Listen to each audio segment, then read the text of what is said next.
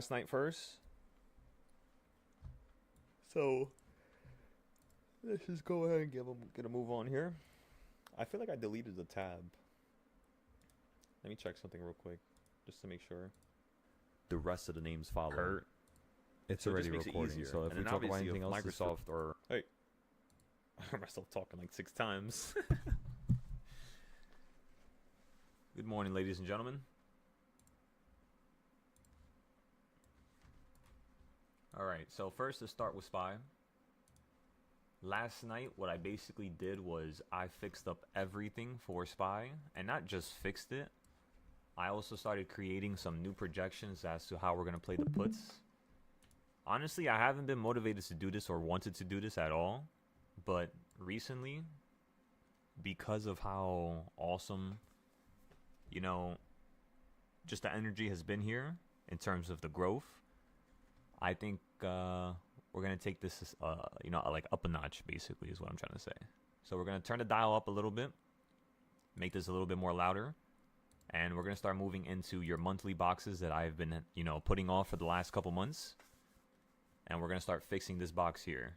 This box here is going to be one of the greatest trading styles you ever have on your screen because it's weekly, monthly, and yearly boxes all in one. That's the idea. So, yeah, I just got to update this. We're going to update it today now because this is the last chart I had to fix. On every other chart, as you all could tell, like this one here, I have every single buying point that we're going to buy into for the next 3 months. I'm going to highlight the next 6 months, so we're almost done with that one. This one perfectly worked out, right? So this one I'm keeping it simple. I'm not going to draw a bunch of stuff. I'm just going to keep the arrows. It looks terrible, I know, but that's the idea. Keep it as simple as possible, just so you could see the raw blueprints behind it. And yeah, did the yearly puts work here and here? And the answer is yes. That's the reason why I'm thinking the market's going to fall right now. SPY looks like it could fall down to this midpoint, or it's going to run up to the top point up here, like right up here, and then it's going to fall down to the midpoint. So what I'm doing personally is I want to let it either fall first. I want to see it fall today. So as long as today goes lower than yesterday's low, if today goes lower than yesterday's low, which is just $4 away, we can continue to play the downside. For right now, I really want this market to go up higher because it looks like it's doing what it did in December and January, which was this right here, if you guys don't remember.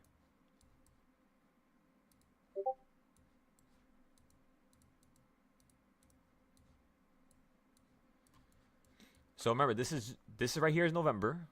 This right here is December. That large red candle right there is when Powell crashed the market. Then look how you run up, fall, run up, fall. You see how you do it? Once, twice, not including the first time you ran up. Well, look over here, right? You fell down, ran up once, ran up twice. I'm thinking we might get another shutdown, or we already got the run up, right? This is 1, this is 2, and that drop is right here.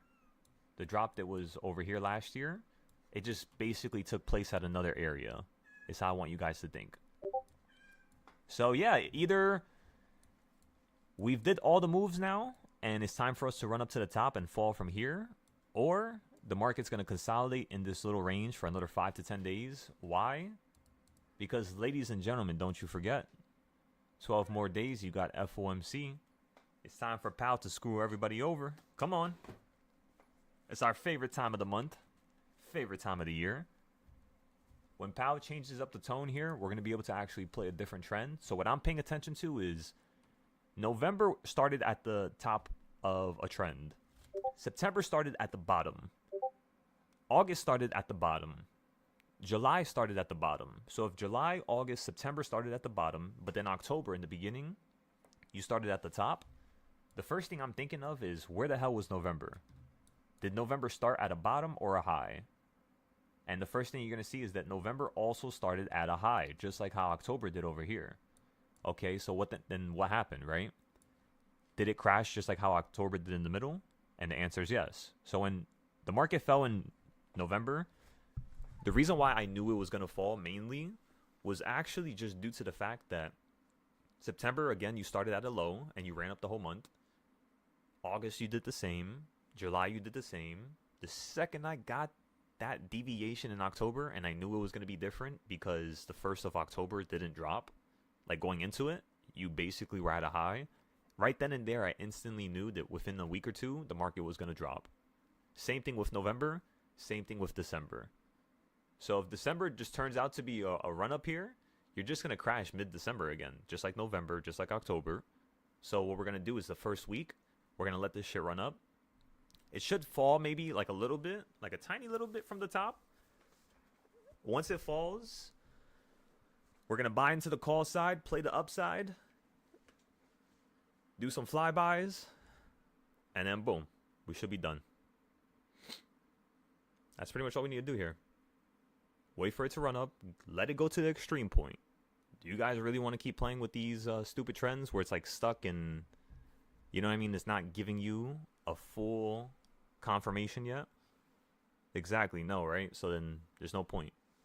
That's why I did all this last night, because I was just like, all right, I'm not going to keep messing with this price action at this level. I hate doing that. Now I'm just looking for the best weekly plays. That's it. We already fixed up the charts. We got enough data for next year. All of our charts are completed pretty much. And yeah. Let's move on to the next chart I finished. Next chart I finished was this one here. I created a box for the future before you even hit the level that I know the market's going to run up into. I created a box with the DARP, and I created all the fractions. So imagine, you guys know how I measure stuff from a low to a high? Now what I'm trying to do is basically predict the new high before it even happens and predict what levels it's going to fall down into after it makes that high. So it's like not only just trying to predict the future once, but trying to predict the future twice, which is one of the most hardest things in the world. Because again, when I trade SPY, it's just me trying to predict the future once, but there's layers to it. Me drawing this like this is like taking it the furthest I've ever took it. So let's try to see if we could do something with this. Good morning, everybody. Just showing everybody what I was doing last night, what I was fixing up. What else did we fix up here? I'll show you guys that later.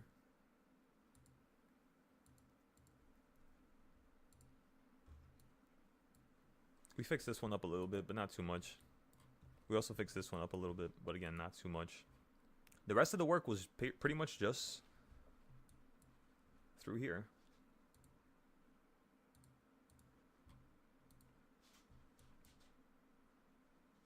This is Forex.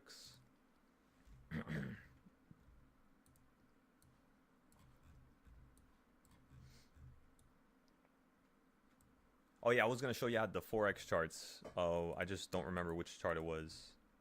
Actually, I could remember like this. So these are all of our Forex charts with the trading styles. And let me tell ya, I didn't even know I had this many. There's 12 of them in total. All of them done a little differently. This is the one I was looking for. So what chart is this? This is chart number 1. And this is the Euro chart. Okay, so now let's go over here. Let's look for chart number 1. That one. Let's go down to the Euro now.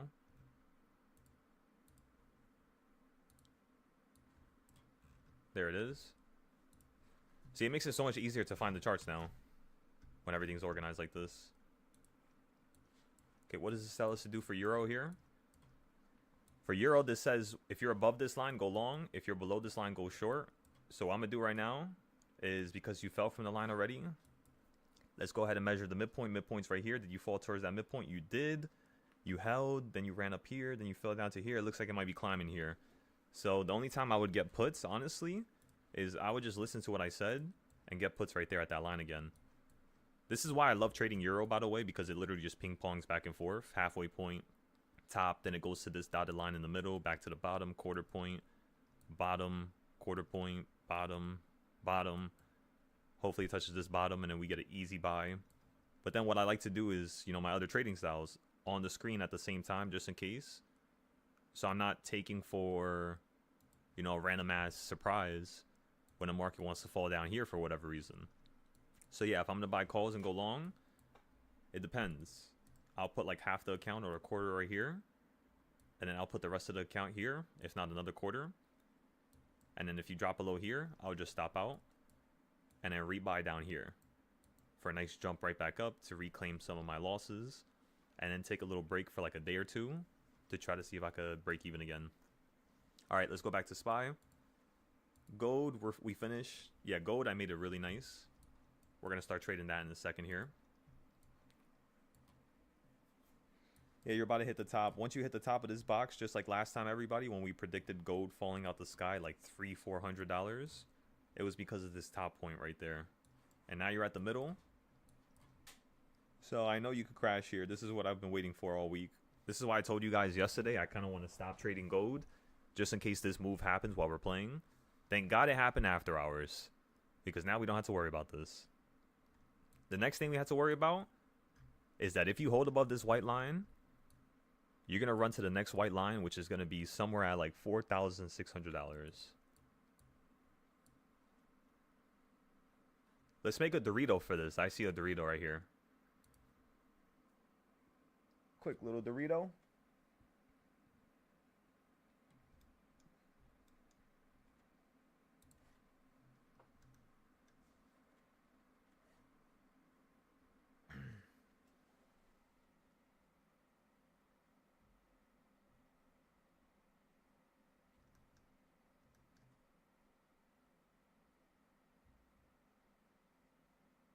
Excellent.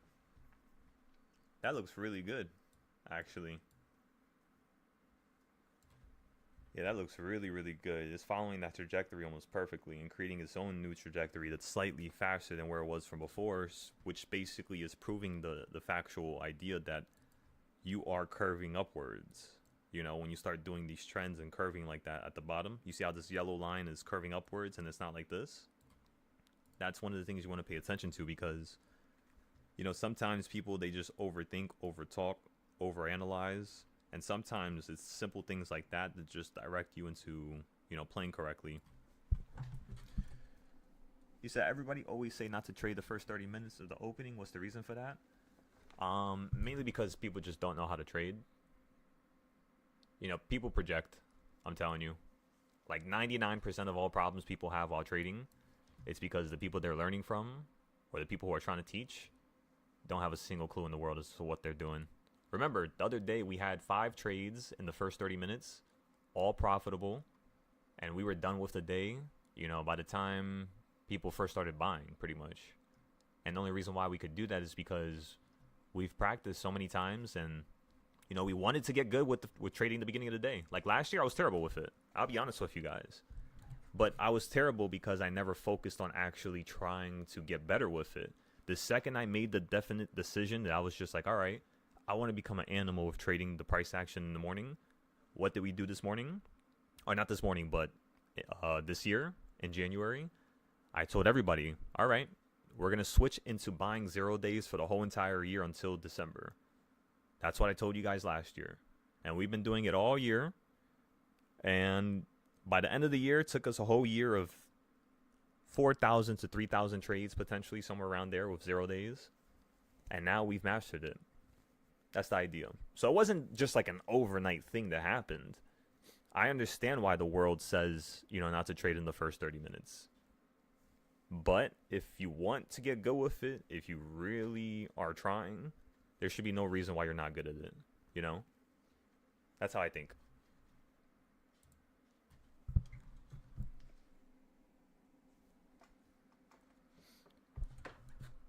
You said, damn, you didn't know me. I mean, well, nobody did. Think about it like that. I only started this YouTube channel because there was a group chat where I was teaching 20,000 people, and they couldn't all fit inside of the Discord. So they told me start a YouTube, and they all subscribed. But then a situation occurred where I didn't want to agree to people who were trying to, you know, put me down. So what I did was I just told these people, you know what? I'm not going to do this no more. And the people who owned the group removed me. They didn't want me in the group because, again, I didn't want to keep helping them. And I kept bringing up problems that they had, and they didn't like that. They don't like people to speak up. So, yeah, they removed me.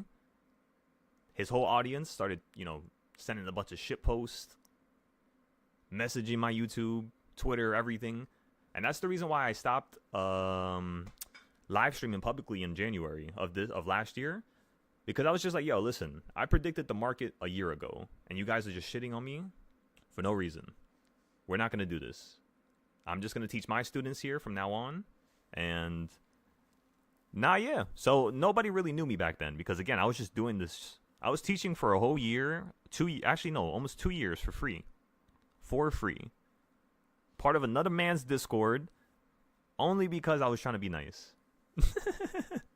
Stupidest thing I've ever done. Because I should have known. You know, I should have saw straight through him. I should have built my own audience since the beginning. But it's not all half bad, right? Because we still have our audience. We still have our community. It's not like, you know, it was the complete end of the world. But now, since we've actually perfected the actual core information that's here, because listen, that guy didn't want to teach people. He used to have people pop up in his live stream every 2 days just so people can get 1 to 2 trades. And he wouldn't actually explain how these trades worked. If they had a loss that day, I guess it was a loss, right? I don't know what happened. I guess this happened and that occurred and that occurred. And, you know, it happens, you know, right? We took a loss. Wrong. You should be able to know you took a loss before you take a loss. If you know that trade is going to be risky, say it. Say it's a testing trade. Say only buy one. Tell people. Express to these people that they shouldn't do what you're doing because they can't. You're not actually teaching them correctly. And now, yeah, I swear, like, I hate people like that. That's why I don't watch YouTubers. All the stock YouTubers, all these investment people, they're all garbage. They lie. And they want to steal from you. That's it. That's why they charge $20,000, $30,000 for, you know, them to be able to coach you. I promise you, they're not even making that much. Because if they're making that much with the information that they're sending publicly, I gotta be a, you know, delusional individual. Because I didn't start making money until I corrected all those little qualities that people consistently project out loud and publicly. You know, like in a public environment, let's just say. So like those qualities, you could hear them. You could hear it in their voice that they don't want to help. So again, don't fool yourself, ladies and gentlemen. Don't watch people just because they sound good. Watch them because of their actions. Watch them because of every word that they spit. When you round it all up, you can see their true core want in terms of what they're doing, in terms of their philosophy, in terms of starting a new YouTube channel, right? Teaching people about investments, charging people for, you know, learning those investments and learning about their knowledge. Make sure that this person's proper. Make sure you actually do your due diligence, right? So I'm telling y'all, people don't like people that are trying to change the world. I'm telling you guys, I've dealt with that for so long, and I couldn't express myself to you guys or explain it out loud like this for such a long time. I just kept it to myself, but it was so stupid because the second I started speaking out loud, that was the second I actually started growing a community. The second I stopped trying to hide in the shadows and let these people do what they're going to do, that was the second I started blowing up. So, yeah. And then now, since we actually... and you know what's the craziest thing? Even though I was blowing up, I didn't try to get these people to just rush into my Discord because I knew it wasn't ready. Because that was the first year I was teaching. I knew I didn't have everything done. I knew I didn't have all the options information, stock information, dividend, tax. I knew I didn't. So I wouldn't try to force people or tell people about the Discord because I didn't want them to feel like I was doing them wrong. Truly, I wanted this to be perfect. And ladies and gentlemen, after all these months, all that torture, we are finally at the level where, I mean, you could see, look at this. I didn't have this stuff last year. You know what I mean? This many different forms of ideas and concepts that all work out independently. And when you merge them together, it's like a giant hive network of, you know, ideas where you don't even have to think no more. It's like the idea is working for you at that point. So, you said, you didn't know all that was going on. That's why I normally don't follow, but the vibe I got from you is, it's difficult. Hence, I'm here. I appreciate that, brother. No, yeah, like, listen, I don't got any time for all that. A lot of people, they just want to act famous. They just want to establish a social media presence. That's why I don't show my face. I don't want nobody to know who I am. I just want to have you guys learn. I want to have you guys grow. I want to have you guys get better, right? You guys don't need to know who I am. I don't need attention. I don't need publicity. I don't need a pat on my back. I don't need the news organization to call me and, have me come down to interview me. I don't give a shit about none of that. None of that shit is actually meaningful. You know what I mean? Unless I have a plan for it. Because if I'm going to use my own name at that point to grow my brand and to grow my ideas to the point where it can happen faster, then yes, I will consider these different qualities of life where I'm showing my face and doing these things. But if it's not necessary and I could do this all under, behind the scenes where nobody in the world knows me until I die, I would do that instead. That's my plan, basically. I just want to work from the shadows. That's it. That's it. I want to help you guys change everybody's life. I don't want none of us to have to deal with any situations going into the future. And yeah, But a lot of people, they just act weird. People are weird, if you guys didn't know.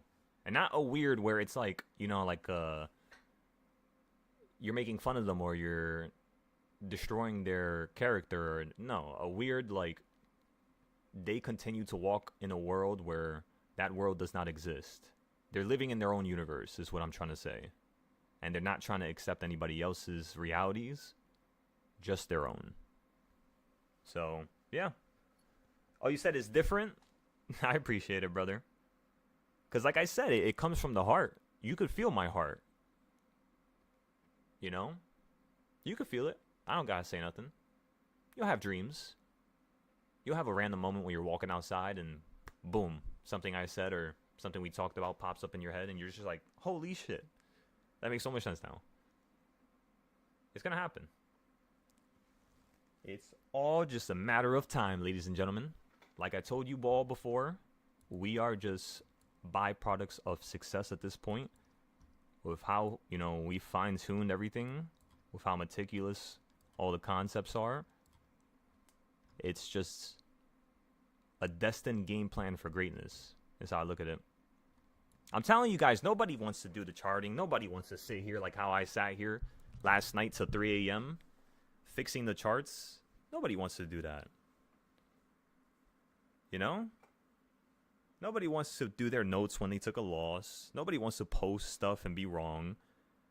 They care too much about what other people think. That's why nobody ever posts too many losses in this Discord. No matter how many times I tell people. I barely see any losses go up. And then people will tell me 6 months later down the road, hey, I lost 400,000. I don't think I could invest no more. And I'm going to tell you, where were you trying to reach out to me? Remember, Andode, you joined the Discord recently and you broke a rule.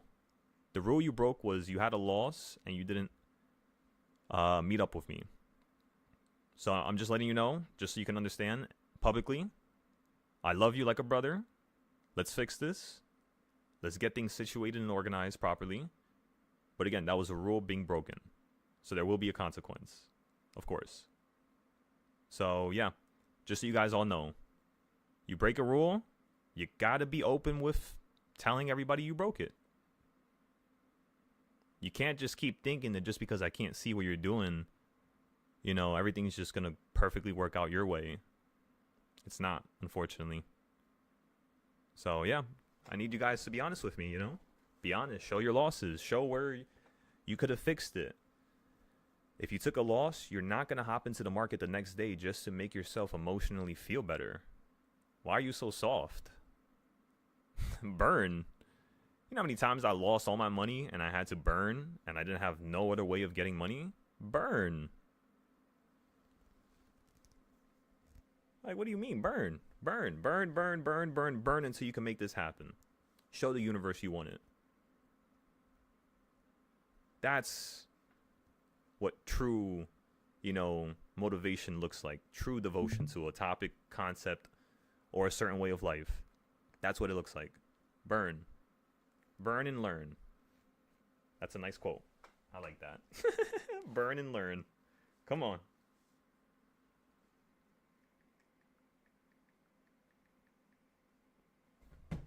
Alrighty, ladies and gentlemen. So we talked about plenty of beautiful different ideas here. The market's insanely slow right now.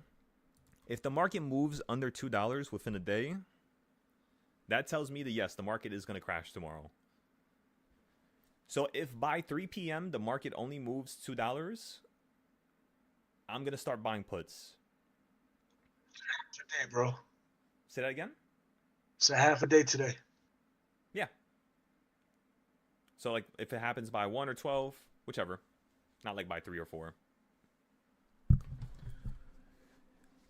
So you said I lost $150 on Wednesday when you first came across. You told yourself I have lost 2,000 USD and I'm going to try it. Well, you got to understand, you can't just keep forcing it, right? You got to start small. Once you start small and you can grow that, whatever safety net you have, $40. One time I only had $10. One time I lost a loan. I took out $10,000. I lost $5,000 day one. I lost the rest of it throughout the week. The next week, I only had about $40 left. I started trading 0 days. I traded contracts towards the end of the day. And I would buy contracts for $4 to $10, and I would buy 10 of them. $4 to $10, and I would try to sell it for $40 to $100. The next 2 weeks, I turned that $40 right back into $5,000. The week after that, I lost it all again. I kept going back into the stupid trades. You're going to keep learning a lesson. You're going to keep burning. Am I going to sit there and make an excuse and tell everybody else, oh my God, my order didn't fill. Oh my God, I was driving. I couldn't see. Oh my God, I didn't average down at the right time. No, there's no excuses. If you want success, you chase it and nothing else takes it from you. No matter how many losses you have, chase it, chase it, chase it. If one loss is enough to bring you down and bring your energy down and make you feel like, you know what I mean? Like, oh my God, now I'm scared, now I'm worried. Well, you should be. You should be worried that your own inappropriate behaviors, which is not properly planning and trading something where you could lose every single ounce of your money in, and you're still trading it without properly planning. You're acting like children. So make sure you understand that, ladies and gentlemen. When I ask for your notes, this has to get better. I still don't see people doing notes on the Discord. Imagine, why would people want to join the YouTube and do notes when they come here? Right? It's crazy. My YouTube audience is showing more respect. And they just met me a couple days ago. So I want you guys to realize that and fix it. I'm not mad, but I'm going to state what's currently going on here. And if you guys don't like it, again, the door is always going to be there for you, of course. Respectfully, right? So again, just always recognize that. Always recognize that. I'm trying to build a new essence to this world. And I need some top tier performers. I don't need none of that, low, what's it called, vibrational, motivational type of stuff that people got going on. You got to rip yourself apart if you want to be in the same room as me. You got to rip yourself apart. Why? Not because I'm greater than you, but because all I've done my whole life was rip myself apart. And I want you guys to do the same because I want you guys to be next to me. I really do. I don't want to be by myself. What's the purpose in that? Where's the joy in that? Where's the fun? What am I going to spend this money on? Once I buy the cars, once I buy the clothes, once I buy the house, there's nothing else to do. So recognize that, everybody. I need you. I need you to help me change the world. So let's do it one step at a time. Yeah, you're going to make that 40. Bro, you're going to start with $40. You're going to turn the $40 into 4,000. Come on now. Do you know who we are here? Come on now. We're people who go above and beyond. We're people who are not normal. We're people who are living, walking miracles. Recognize that. And I know you felt those goosebumps. So just recognize that. Living, walking miracles.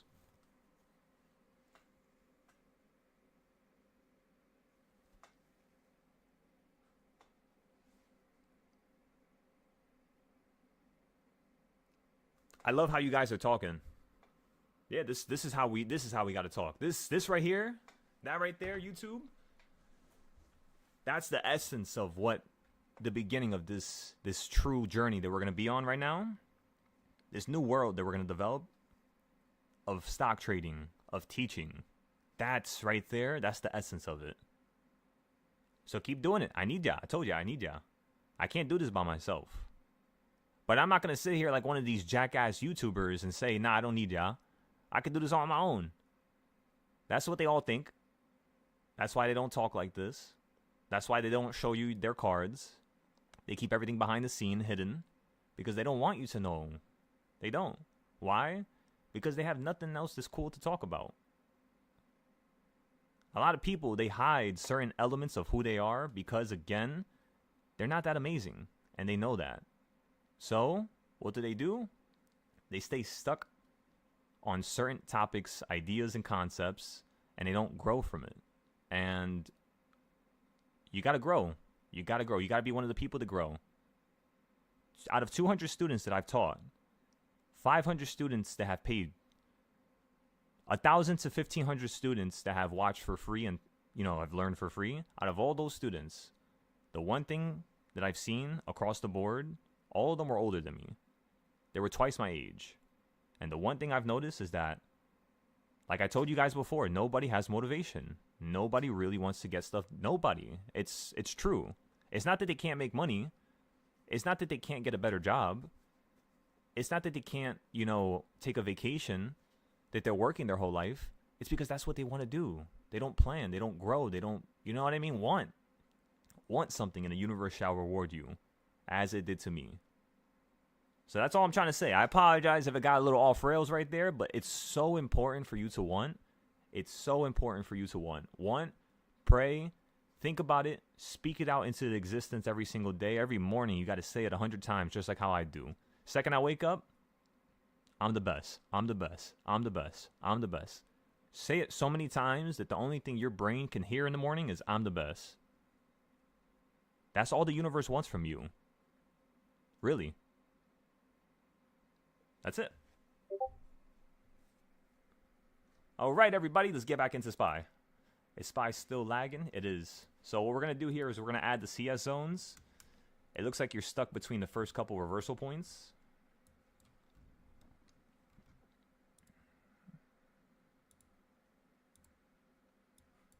You guys know how to trade with this. Above puts, below calls. Be careful if it goes below, though. Only go light because this is a long-ass candle. In case it wants to make a new zone down here somewhere, you might have to buy like somewhere over here, which is going to be around reversal point number 2.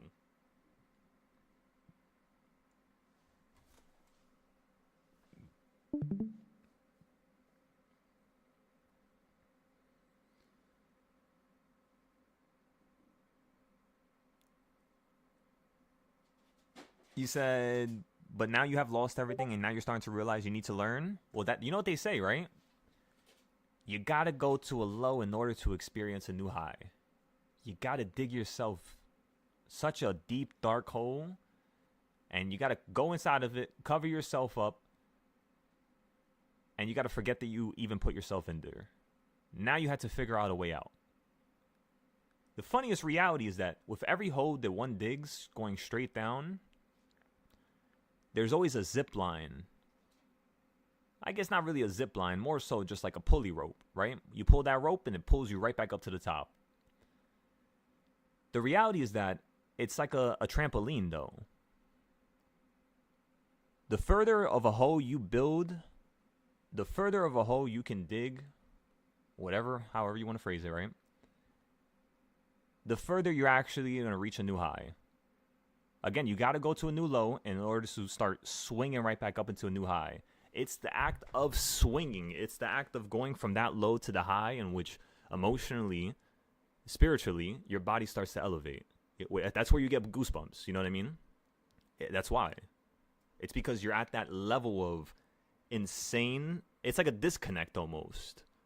It's like you're going from a negative world and you're switching universes into a positive world. You can't see it.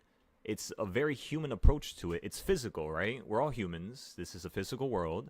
But in the process of going to that low to the new high, you can see how it's not just physical. It's also spiritual and, a couple of the characteristics that you can't actually see. But for some reason, why the hell can I feel it? Why do I get goosebumps like this? Why do I feel like, all tingly and stuff like that? Like, that's not normal. There's a reason for it. And I started realizing that it's the act of living. You know, a lot of people, they talk about awakening, right? They want to awaken. What most people don't understand is you were awakened the second you were born. 99% of people, then what do? They want to go, you know, chase awakening. So what do? They chase something that they were already since birth, which means they now become something else. They are no longer awakened when they actually start acting like they're trying to become awakened. They were already awakened, you see? Becoming awakened, you know what that means? Completely disassociating from the world. That is not becoming awakened. But that's how people see stuff. It's so backwards and so, like, upside down. Just like how most things in society has been built to confuse you, right? If the government says this equals this, red looks like blue, right? Future generations are going to be like, what? Like, that doesn't make sense. Like, in the books, like, blue was blue, red was red. How are they going to say something like that? But that's the reality. Power equals reality. Power equals what's real. So you guys must understand, you have to think for yourself. There's always going to be somebody controlling stuff in the background. Not because this is a, you know, sci-fi movie, but because these people have nothing better to do with their lives. Recognize that.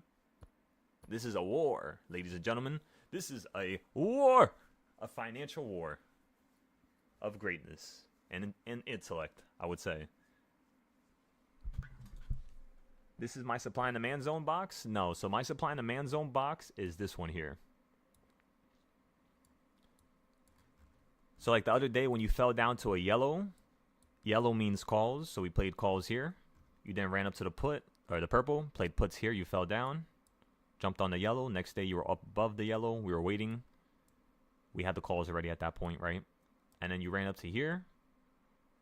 Again, you ran up, hit the yellow, fell down to the purple, held on top of it. Ran up to this purple, ran up above it again, and you started swinging up insanely aggressively to the upside, right? And now you're already at 682, so you're right next to the high. If you get above this yellow box, you're just going to run to the purple. And if you guys need to watch these videos to see how to upgrade the supply and demand zones, again, just search up supply and demand zones on the Discord and you'll see it. It'll pop up. But this has around 1,000 entries. So like all your 0-day entries, all your weekly entries, your monthly entries, and then you're going to have your yearly entries, right? And then to add on top of that, I also added different entries for a different trading style in terms of what we should do there. And yeah, it's been pretty good. It's worked out pretty nicely. Like when you ran above 670, we told you 1 to 3 month calls for you to run up higher.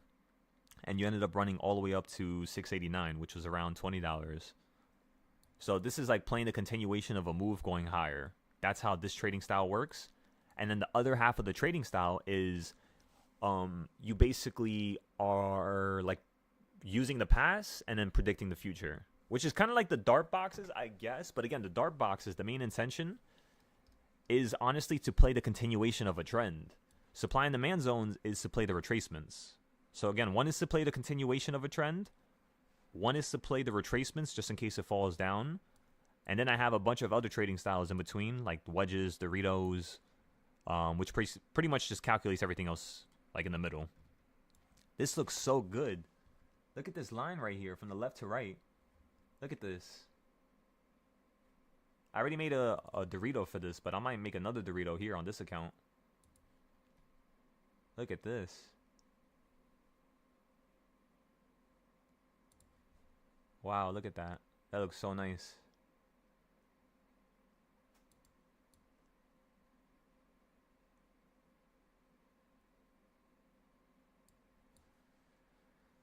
Yeah, that's it did this. You know last time the market did something like this? You guys want to see? I remember. It literally did the same thing in December. Like when it was running up right here in the middle. When I told everybody on January 13th, we're going to play calls for the market to run up $30, you basically are this same trend right here, like right here in the middle, you're doing the same thing from January. That is amazing. So that's why I'm thinking you're going to run up into the high again and then slam right out the sky. So let's see if we can come up with a crazy ass overnight entry where we put in like $5 and we turn it into like $200. We'll put like $50 into the trade, right? 10 contracts at $5. And then we'll try to see if we could sell all 10 for 200 each. 200 times 10 is 2,000. That's turning $50 into $2,000 within one trade. We've done it before. We could do it again. Last time we did it was basically exactly what I'm referring to. That's the reason why I remember this stuff, by the way. I don't just remember it because I'm crazy. I mean, that could be the case, right? But I think I mostly remember these situations all because when I was trading during that time, it was an experience, you know? It was so much like different concepts and ideas that we had to learn. And you said you're listening like a church mouse? You need this? Hell yeah. Come on now. Like I said, I appreciate you guys. You guys popped up the other night when it was just me by myself, and I was just fixing up the charts like mad slowly. I look to my right, and all I see is like 20 people on the YouTube, and I'm like, what the hell? I'm like, where you guys came from? It's insane.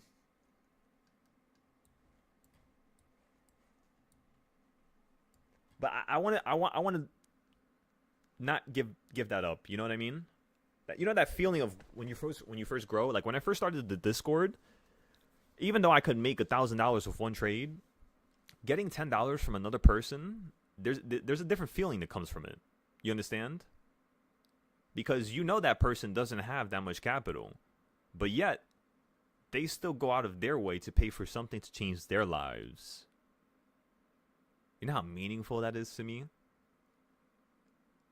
But for some reason last year,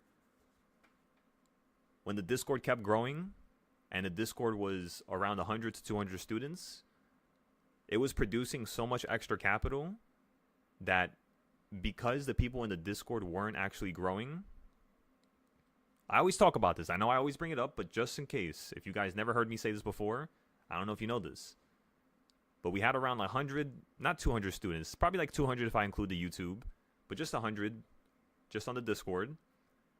And I was making around 10,000. I was making around 10,000 a month just from teaching.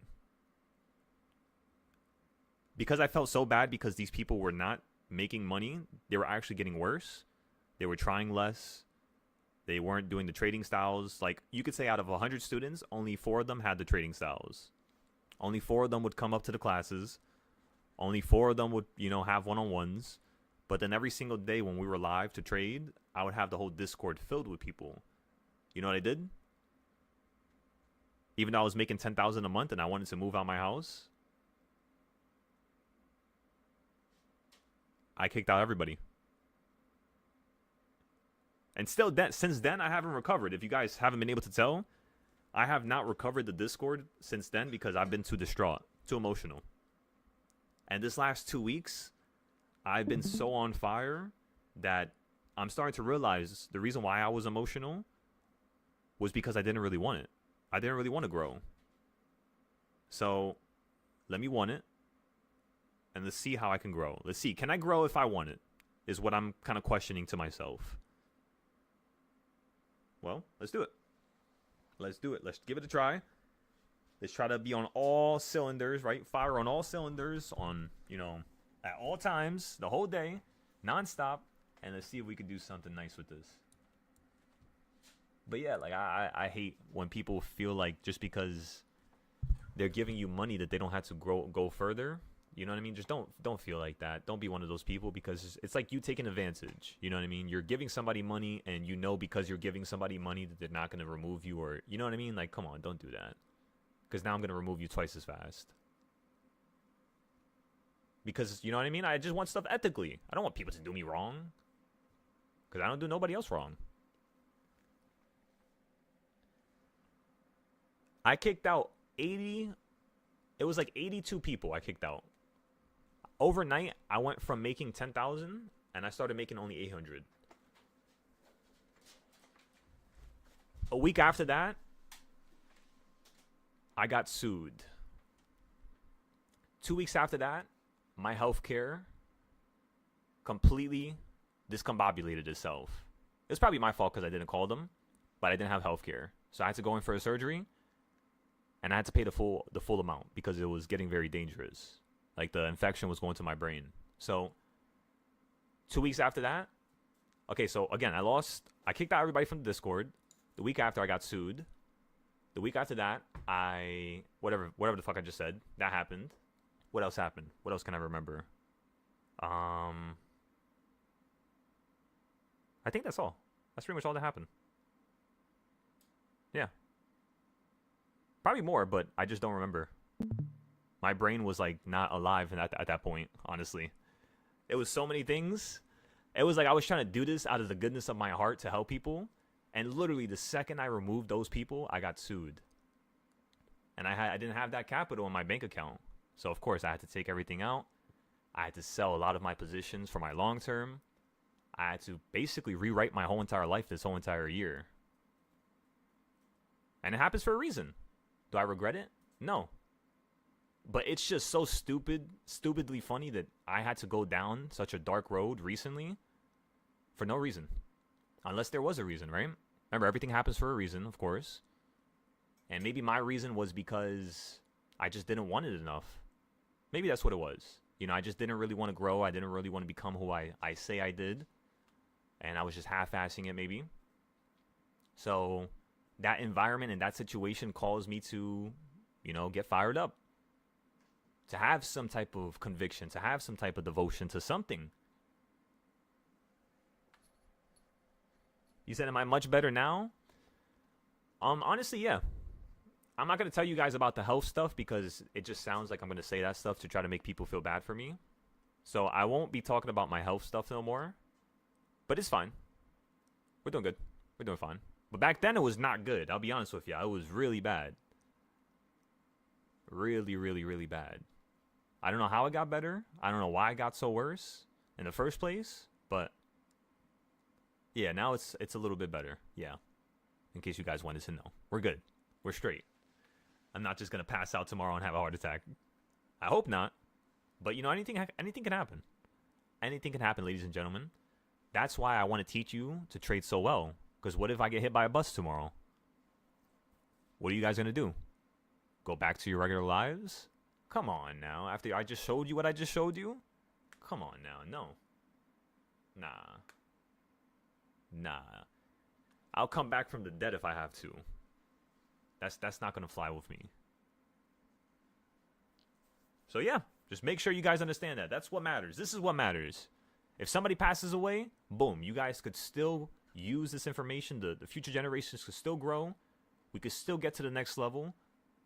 Even if it took a couple years to do so, even if it took a couple generations to do so, it shall happen.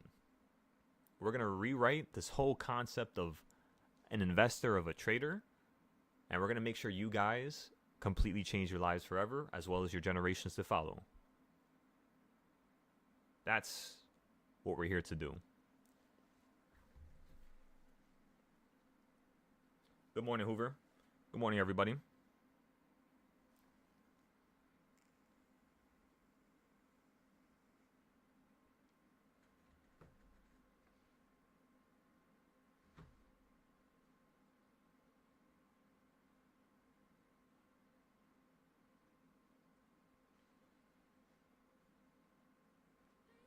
Let's see what we got set up for ourselves here today. So everybody, you created a new CS zone to the top. Currently, right now, you're on the bottom of it.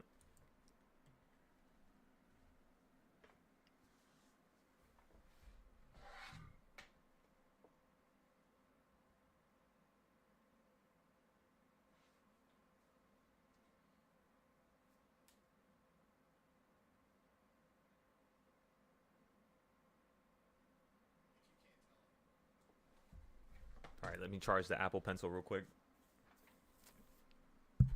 I have an idea, and I kind of want to draw it before I forget. Let me write it down real quick before I forget.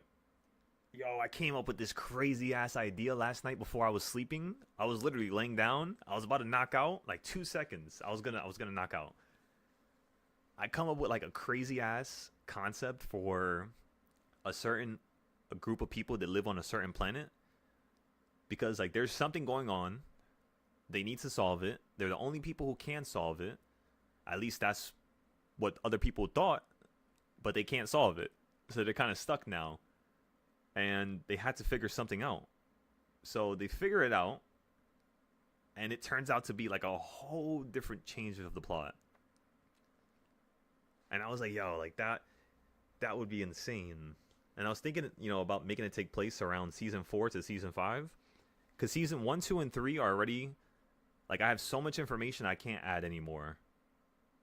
Like, at this point, if I add more information, season 2 and 3 are going to be like 50 episodes each, from like, instead of like 24. I could probably make 100 episodes a season now. But the thing is, like, how big would I need a company? Like, because One Punch Man, right? One Punch Man, it took a whole studio of 50 people 30 days just to animate one episode. 30 days just for one episode. And imagine how much you had to pay those 50 people for 30 days. Every day showing up to work, every day drawing, every day, you know what I mean? So it's like, I would probably need at least like 1,000 to 5,000 people, which would probably be the biggest studio that has ever been created in the world. Because I would want to finish these stories. Because I have so many stories. Again, this is just one story. And it could probably compete with like almost One Piece at this point. The only thing that it lacks compared to One Piece is the world building factors. So I need to have a couple more world building factors from the beginning to the end and the end to the beginning. Like Attack on Titan, right? Where some of the stuff they talked about in the beginning of the anime was some of the stuff that took place towards the end of the anime. Like, it's kind of like crazy foreshadowing. So I have a lot of that going on. My whole story was built basically backwards. So I started from the end and then went to the beginning. I did go from the beginning to the end first, right? I did it from the beginning to the end. I did that like 10 times, and then I started recognizing, I was like, wait a second. Why don't I start writing it backwards? Because I might be able to, create some other concepts. And the second I did that, I think everything changed. Like, that right there was the most revolutionary thing I've ever done in my writing, is start writing backwards. Like a story backwards. It's crazy. You guys should try it. But yeah. So I checked last night when I was going through the Discord and I was fixing up the Forex charts. When I was there was some moments where I wasn't talking or I was going quiet and I wasn't moving the mouse. I was scanning through my notes on my phone. And currently right now we have 40 shows that are perfectly, written, done, squared off. The stories are good. They're about 12 episodes each. Very short stories. I have about 30 that are going to be about the same size as the original anime that I'm releasing. And they're all going to be contributions of the anime, kind of like the Avengers or whatever you call that shit. Not the Avengers. So what do you call it? Like Avengers, Marvel, DC, like all that shit. Basically, I'm building something that's able to compete with all of that, is what I'm trying to tell you guys. So if you guys would like to work on that in the future, just recognize you got to start now. You got to start learning how to edit now and learning how to animate now, learning how to use Blender now. So what we could do is we can have events where I go on the live and I teach you guys how to use 3D programs. I show you how to create your own environment, your own city. I could show you guys how to create your own city within 30 minutes. I kid you not. And then I could show you how to do the lighting, how to do the shadows. I could show you how to, sculpt, render, animate. If you guys want to make like car animation scenes, I could show you guys how to put a car into Blender and add a 3D body kit to it, right? Customize and make your own car. Maybe you like to do that. Whatever you want to do, this is now the time for you to get some pep to your step. Go and do it, even if your brain and your body is telling you no tomorrow. I'll wait for tomorrow. If I did that with my anime, I would have never had all these animes written and done. The only reason why I have so many shows done is because while I'm teaching you guys, I'm drawing. While I'm teaching you guys, I'm also writing. While I'm teaching you guys, I'm fixing up the charts. While I'm teaching you guys, I'm also fixing up the Patreon, the Twitter. While I'm teaching you guys, I'm fixing up this whole entire network of this life that I want to live. I want it. That's it. I want it. I want to be able to release anime and help these kids. And imagine going down the street and seeing a kid with like a shirt of like an anime character that I have with like a figurine and a big ass smile on his face. Shit. Because that was me. That was me. One Punch Man. Yeah, One Punch Man is amazing, but the new season, I am so disappointed. I'm not trying to be like everybody else on social media right now, but I'm so disappointed in them. I don't know what they did to One Punch Man. I don't even want to watch that shit no more. So I'm not going to watch it. If they fix the animation, I'll watch it. I'm not going to let them disrespect the legacy of what that show is. Because that shit, when I was 15 and that shit came out, it's crazy how that came out 10 years ago. When One Punch Man first came out 10 years ago, it has better animation than it does now. Wild. And I remember coming home from high school, hopping on to the damn anime website I had, and yo, all my friends, we would go back and forth being like, nah, yeah, that was crazy, or what if this happened, or shit, what about that? You know what I mean? Like, that shit is fun. I don't know if you guys like watching anime, but you should definitely give it a try. I promise you, it's going to teach you a lot of core philosophies that one needs to know, and you really start learning it. You know, you start becoming stoic. You start becoming like some of these superhero characters. You start acting in a way where you're building that life of you that you want again, you know? Oh, hell yeah, I love anime. That's my life. I live and breathe that. Because when I was alone and I didn't have nobody, shit, I had that.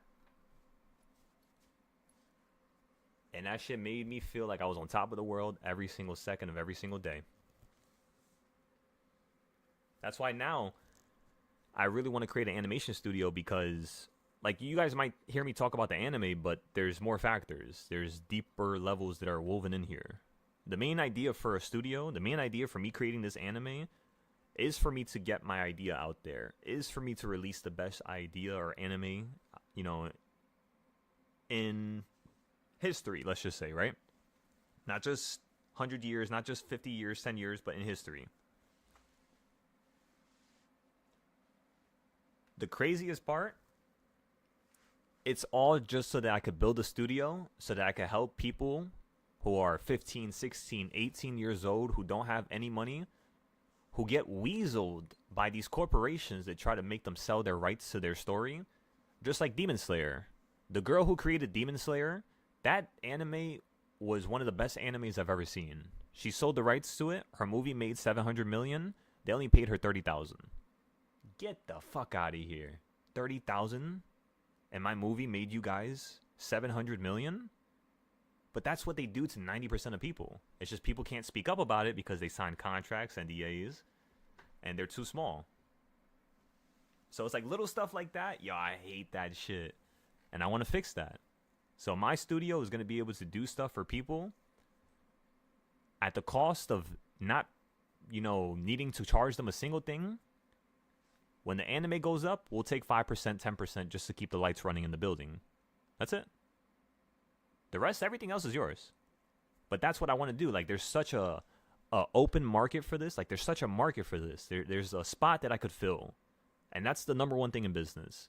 If you could find a spot that you can fill to make things better, simpler, well, then you can start a business. And anime is, you know, a multi-billion-dollar business that's going to potentially be $1 trillion. It might even be $1 trillion, but I could be wrong. It's like probably like 500 billion. It might be $1 trillion. I'm not too sure though. I know One Piece made like 30 billion, 40 billion. Dragon Ball Z made like 30 billion, 25 billion, I think. So it's a little, yeah, it's probably under $1 trillion, honestly.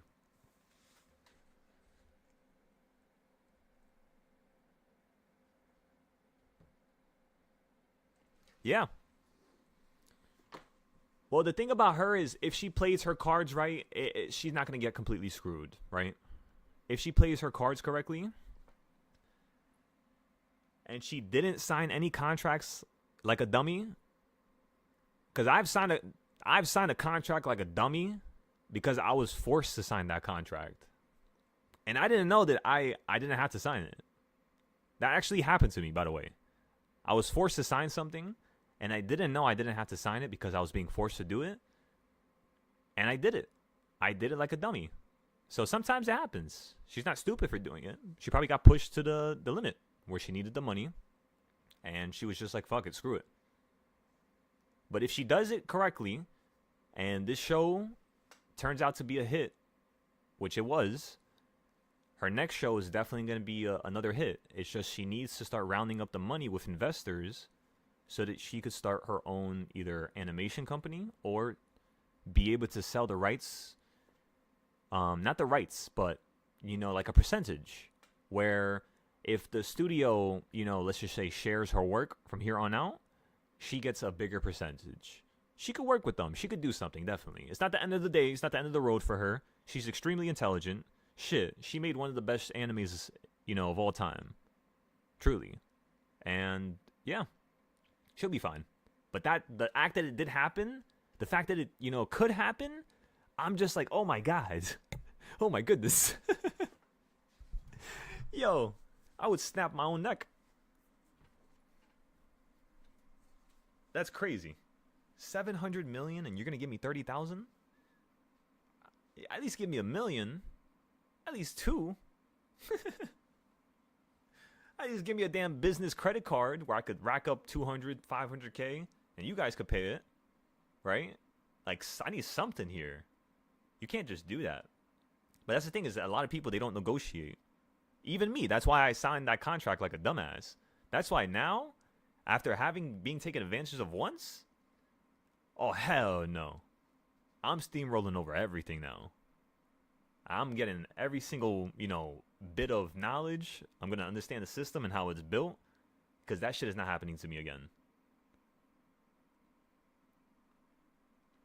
So yeah, if you were done dirty, if you were done wrong, ladies and gentlemen, recognize that person, the karma that they're going to face, it's worth it. Whatever burning and whatever situation I had to go through this last year because of that, the karma that they're going to get, before I was sad because they were going to have to face that karma, but then they kept pushing the button. You kept poking the bear. You kept poking the bear. You keep poking the bear, what's going to happen? That shit going to wake up, and now everybody's going to get eaten, right? That was the reality. And from their own actions, they literally fucked up. They screwed themselves over, and it was almost like God made that happen on purpose because he saw that what they were doing was bullshit. That's why I believe in him even more this year. Because I'm like, all right, I had messed up. I signed something I shouldn't have. I got screwed over. Right? I was being forced to do something. But yet, he still stands beside me and still makes sure that I don't get fucked, really. That right there, that's somebody who will never turn a blind eye to me. So again, everybody, I have the utmost belief in what we're going to do here. I have the utmost belief in being able to change your life. I know I could. I don't hope I can. There's no hope. There's only knowing. And I want you guys to stop saying hope. No hope, no hope. There's no such thing as that. Hope. Hope is a thing that the weak cling to. I have faith.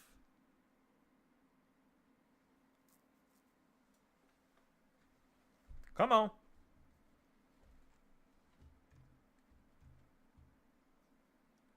I have faith. I'm going to do the right work. I have faith. This stuff is going to work out for me. I have faith that I'm enough to be able to flip a paradigm, right? Flip something that I don't like. Flip something that I think could be changed a little bit better.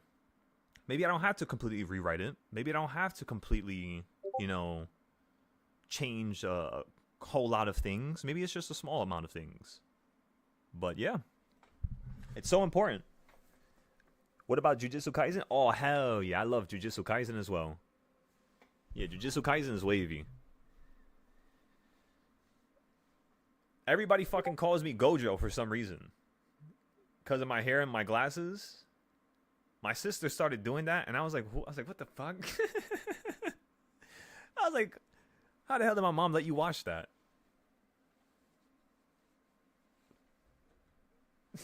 My sisters, they go crazy for anime too. So every time I go to Comic Con or like the anime stuff, like I always wanted to do something big for them. But last year they didn't really have nothing for like Demon Slayer. Like that's their favorite show right now. They love Demon Slayer. Like literally last night, they were having a damn what do you call that thing? Where it's like a contest to see who knows more about a show. And they were going crazy over Demon Slayer. They were going wild. That shit was so funny to hear.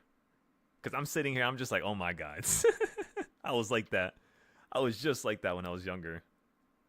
And that, by the way, that's the reason why I watch anime. So I watch that shit all the time with mom. The first anime I watched with my mom was Death Note. Then we watched Naruto. We watched Avatar. We watched what else did we watch together? We watched Needless. Needless is my favorite show of all time. Because the main character's name is my name, Adam. Needless is like this. It's like the grandfather of a lot of other shows. Not many people know about Needless. This is what it looks like, by the way.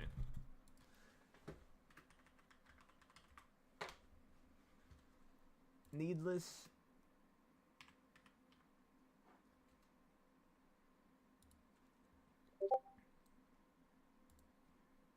Yeah, this is Needless right here. So this shit came out, I forgot what time. I think 2006, 2007, 2009 it came out. So they had this on Netflix. I remember watching this. I watched what else did I watch? Fairy Tail. What other shows are memorable? I don't really remember too many shows from that time now that I think about it. Yeah, I think that's pretty much it for now. A lot of Death Note though. Death Note used to always go on like Toonami.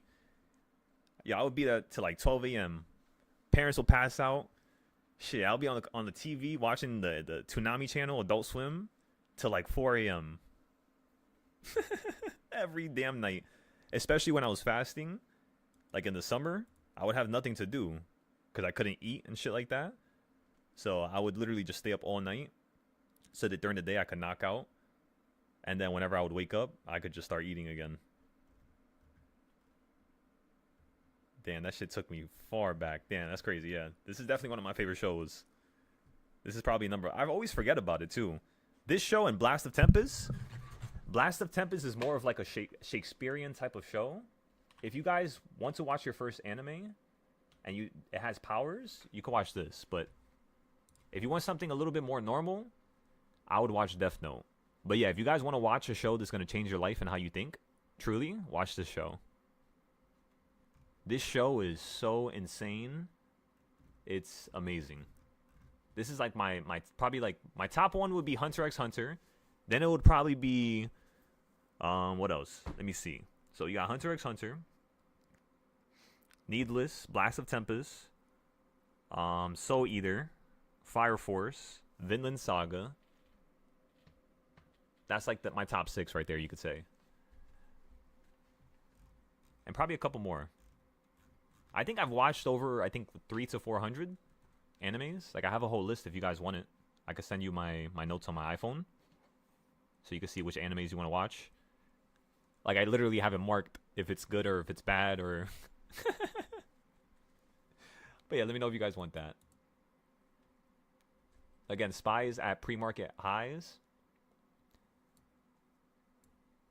You are maintaining this trend here. So the first thing I want to do here is put on my reversal points. Whenever you guys go on the Discord and you actually create these reversal points, the way I copy it every day is just like this. I just copy the one from yesterday. I let it load. Just give it a second. It's a little laggy. You said Gojo? Nah, yeah, bro. Demon Slayer trivia. Yeah, trivia. There you go.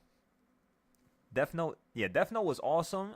But honestly, the writing in that story, I'll be real with you guys. After watching it like 5 to 10 times in a row and watching the live action movie, Death Note was definitely rushed. I could tell you that much. It was rushed. And the way that the main character was able to... I'm not going to spoil it in case you guys didn't watch it, but you know the two main characters. One is, another person. I'll just say L. So L and then the main character, right? These two people, the way that they knew what each other were thinking was ridiculous to me. It's like you're breaking not only just the fourth wall, it's like they're literally in each other's brain at that point. And you can't do that for a story. You can't. It just, now it's like you're making a realistic anime and then you're taking a unrealistic approach to the way people think or conceptualize stuff. And I didn't like that. It was like it was like L was way too smart. You know what I mean? Way too smart. And that didn't make no sense. You didn't watch Needless before? Nah, yeah, you gotta watch Needless. Hitman Reborn? Yo, my uncle told me about that shit. My uncle used to watch that one. Hitman Reborn. I think that's the kid with the brown hair and like the fiery fist, right? With like a little baby hitman that he has to work for or some shit like that. Yeah, this one, yeah. 2006. Holy shit. I probably watched like 20 episodes, 30 episodes of this. I never finished it. I should actually finish this now that I think about it. I don't oftentimes hear anybody talking about this, so... Those are my favorite shows to watch, by the way. The shows that nobody talks about. Those really be some hidden gems. Yeah, well, I'll watch it. I'll watch this now. I'll remember. Try to see if we can do something with that.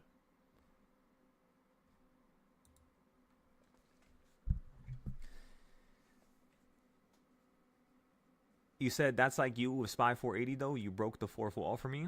Oh, you just... Well, I mean, yeah. I can see what you mean. By the way, if that broke the fourth wall... Just get ready. I'm not going to say how I know that. I showed you guys that I created the boxes and then I was able to predict the future with the boxes. But again, I'm just giving you guys a little hint, a little tip. These next couple days here, the stuff that you're going to see be posted from me, make sure that you use this for the next 2 years. Because the way I built this was not in a normal way. I built this because I know something that most people don't know. And yeah, that's why I could basically play with the market like this. I could probably draw a AC 130 on the screen, connect it with a damn pipe in the sky that is attached to, I don't know, another aerial type of craft that is refueling it. And I could make those two different things work on a chart. It's ridiculous. You could literally make anything work. I kid you not. But it's only when you know what I know. That's the thing. Because if I just make anything, of course, if I didn't know what I know, that wouldn't happen. And again, I can't say this out loud, but just stay tuned. You'll see. You'll see. Oh my god.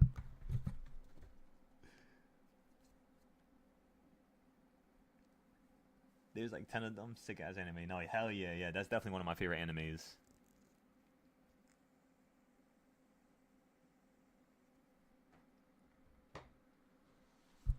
You said the last few days you were watching me, it was crazy. Thank you, brother. This is me right now. I'm gonna give you anime terms. And again, I'm gonna be very conservative. Just like how I am with the spy trades. If I had to give you a conservative understanding of what level I'm currently at right now, in terms of my capability, realistically, without trying to act dramatic and trying to sound cool or anything like that, I would say right now, mine's a question of yesterday, and I didn't give him an answer, and I feel bad about that. So, my answer in terms of what level am I currently operating at, frequency, energy, ability, I would say, realistically, it's about, so, first let me give you a rundown, right? When I first started trading, we were operating at 100%. So we were operating at the highest percentage because I needed to learn how to teach and trade at the same time. And that shit was not easy because you can't correlate. Like the way you teach students how to safely trade is not the same way I trade now after learning all that. You know what I mean? So it was two different styles of trading, and I had to fine tune both of them at the same time. So I didn't have enough opportunities to really trade for myself at 100%.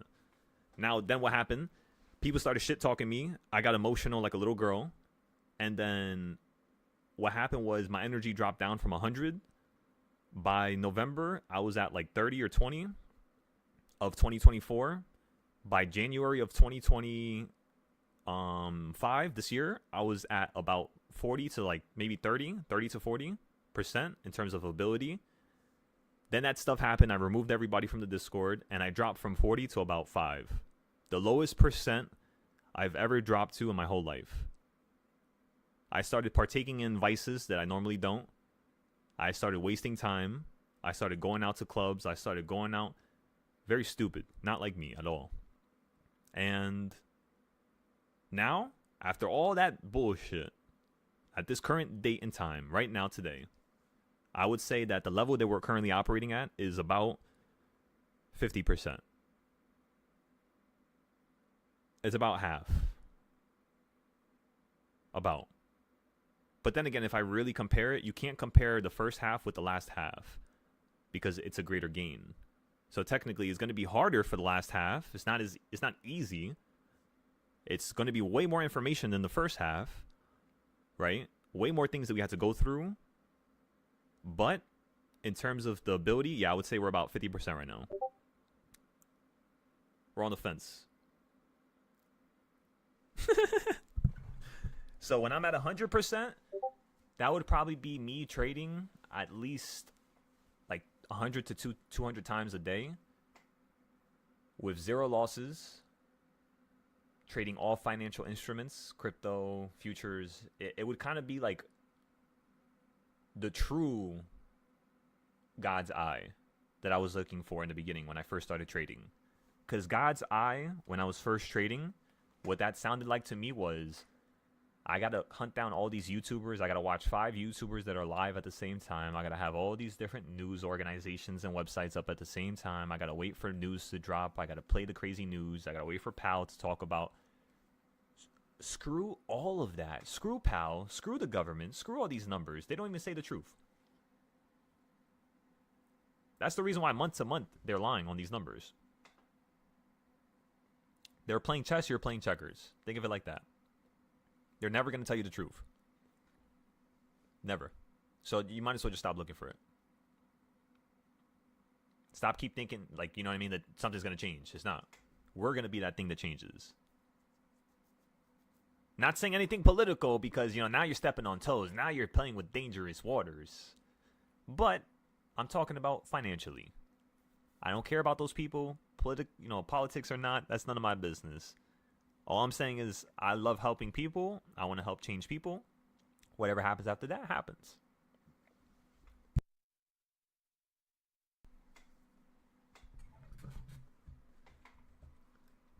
You said you think your brain's going to be blown when we're at 100%? It's going to be fun, let me tell you. The only time I've ever been at 100% was before I started teaching, which was before I had all my trading styles. And I was already making about 15 trades a day. All 100%. Like I had a second Twitter account. If you guys actually, let me see. Do I still have it? I'll show you guys on the screen right now.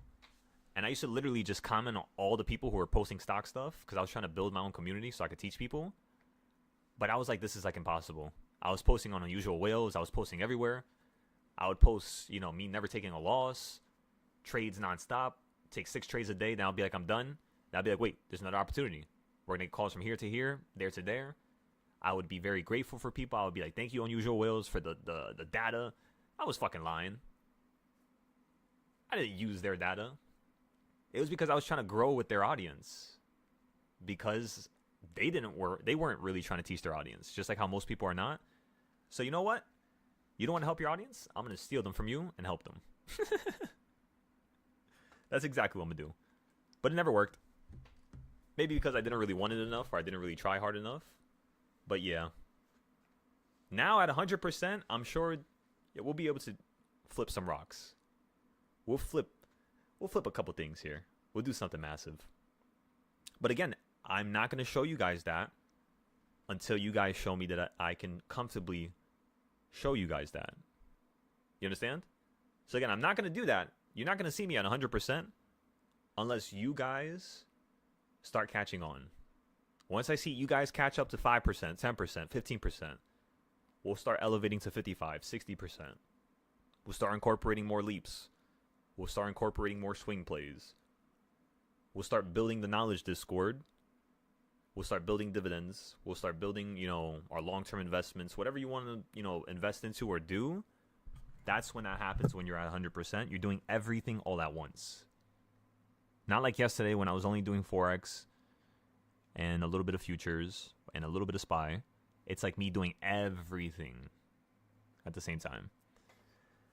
So you said you made $600 on one $20 micro S&P? Hell yeah, brother. Excellent, John. Oh, let's trade Top Step right here. Yeah, let's get into some trades real quick.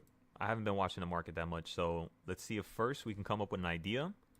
After we come up with an idea, we're then going to see if we can trade this idea. So the first thing we want to do here is look at where you're currently stuck at. Right now on gold, you're stuck in the October to November box, and you're stuck at 42.40, which is also a box that you created a couple days ago over here to the left, that green one. And then the blue one as well, that same low. The blue one goes to this high, which is right here, a little bit higher. The green one only goes to this high. So, of course, I will need to make a new box, which is kind of like the blue and the green from the same low. But instead, I will have to make it... Let me just do it like this. So you got to make it like that. Put it to the side. Right? And then what you're going to do now is snap this up to the current high. Just like that. So on gold, the halfway point is going to be right down here. The next thing I'm going to do is grab the top. Grab the bottom. Quarter point right here. No wonder you were stuck here. All right. Now this is starting to make a lot more sense. Chop it up again. Halfway point. Go to the top. And now you're stuck at this point. So that's 1/4. That's 1/8. Currently, as we're trending right now, this is the 1/16. Look at that. Stuck at the 1/16. So if you can't get above this, order filled. Order rejected. We're going to get puts on the 1/16 point. We just bought them right now. And we're just going to play puts going right back down to this 1/8 point that you just came from. Should be $2,000 of profit here. I'll be right back. Going to get some water. I'm thirsty. I'm dying. But give me 1 second, everybody.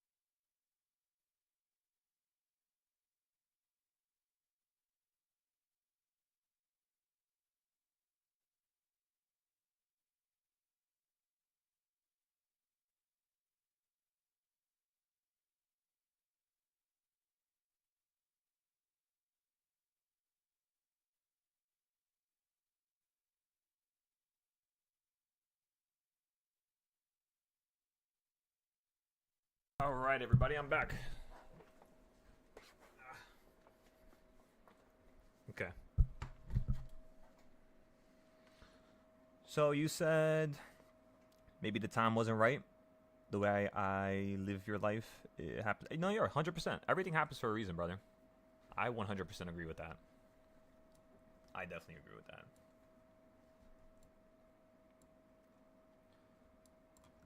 So again, we're up $500, everybody. What we're going to do is the second, what was the peak? The peak so far was 1,550. So next time we go up $900, $950, we're just going to put our stop like this. So I'm just going to hold it right now with my mouse. And try not to let go of this mouse button. I did that one time and it caused me to have a loss. Accidentally.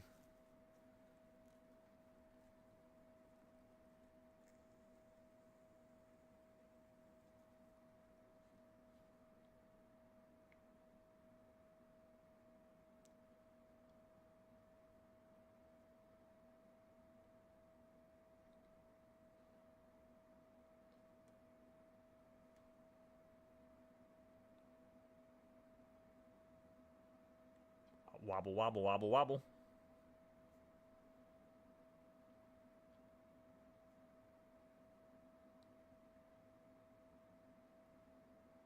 Let's just leave that right there at 1350. Let's go ahead and look at some other charts here. ES. Gold. There you go.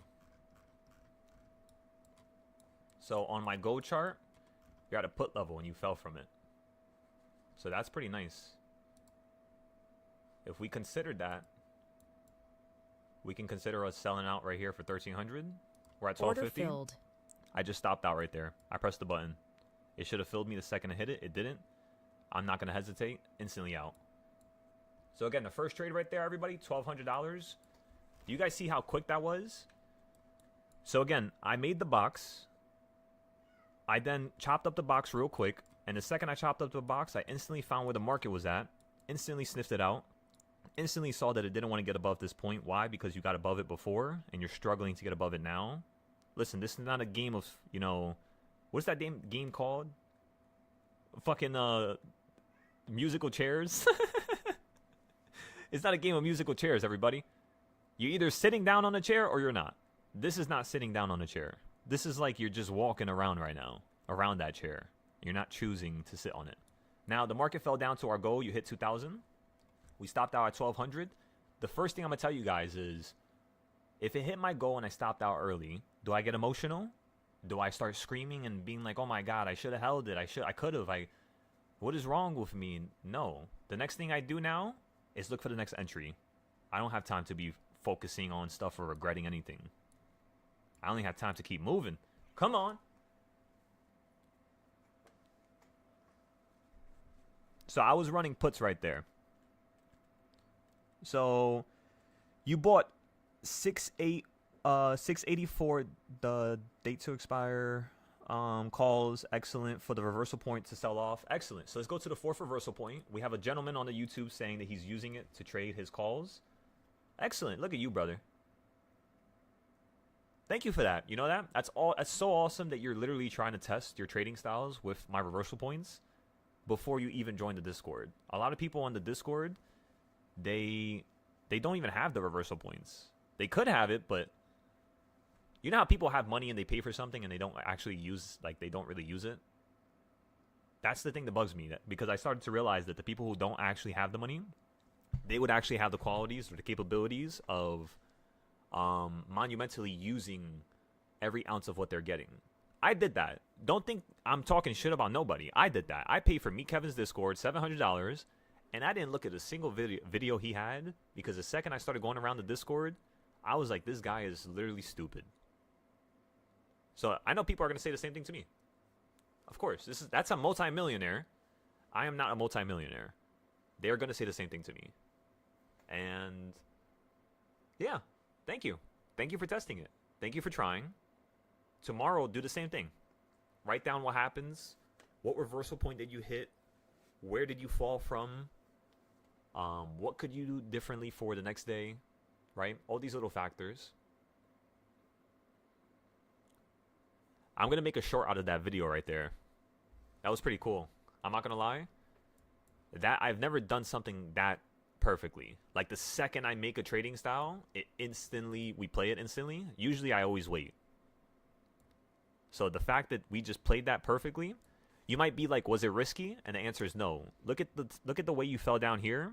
Look at the way you ran up, everybody. When you ran up to here, when we bought the puts, you were at a very insane high. There was barely any moments where you were higher than that today. So it was just a little scalp trade. Meaning I made basically $2,000 with gold just scalping a normal up and down move. Not even something monumental, not even a direction. So I'm not going to sit here and lie to you and tell you, hey, Silo predicted the direction. Can he do that? Maybe, right? That's a decision that you had to start looking for, right?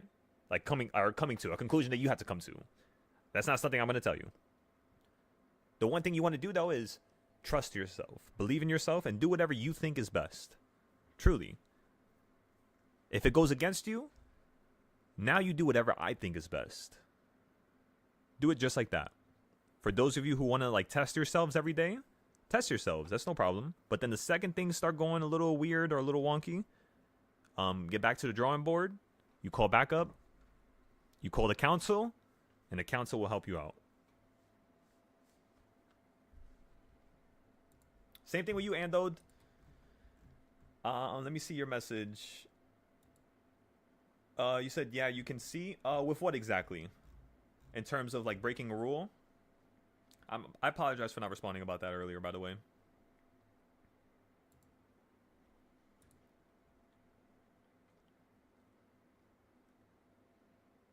Oh, okay. Got it. I apologize. That's my bad. It was on the live when I was talking about that. You heard what I said earlier, though, right? Like about the idea of breaking the rule with like opening one account, losing it, and opening another one right away.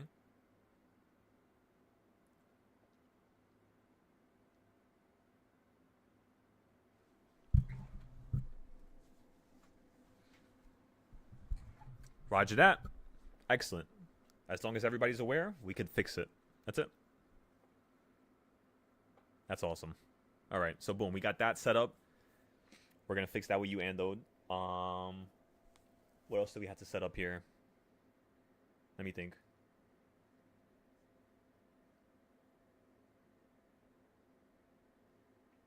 That's really it. All right, Hoover, how's it going over there?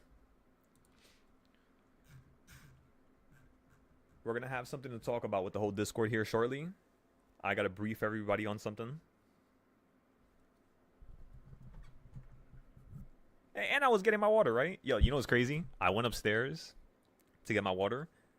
And there's like this really nice like part of the damn window where the light shoots through it.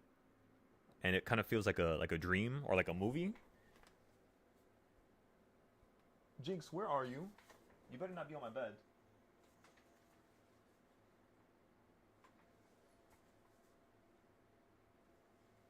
Oh my god, the cat is under my bed. I was like, my bunny. I hope the bunny is not under the bed. She's gonna goddamn eat the damn support, and the bed's gonna fall down. But I went upstairs, and I was sitting in the sunlight for like a couple seconds there. That shit felt so good.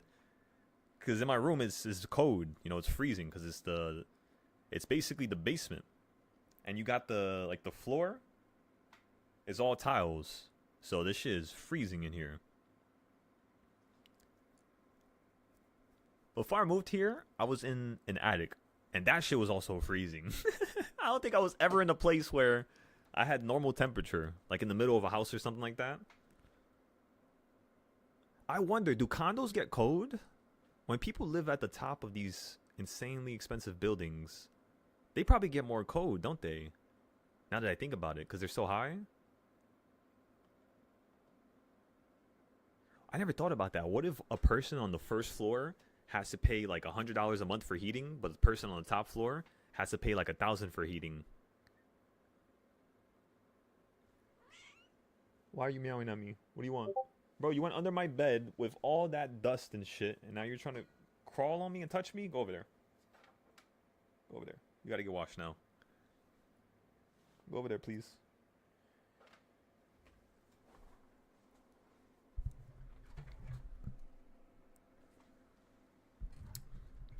Nah, yeah. You said sounds good? Hell yeah. So yeah, we're gonna brief everybody over that. We're going to check everybody's notes, make sure everybody's following along, and then I'm going to fix up the smaller Discord finally. It's about time for that.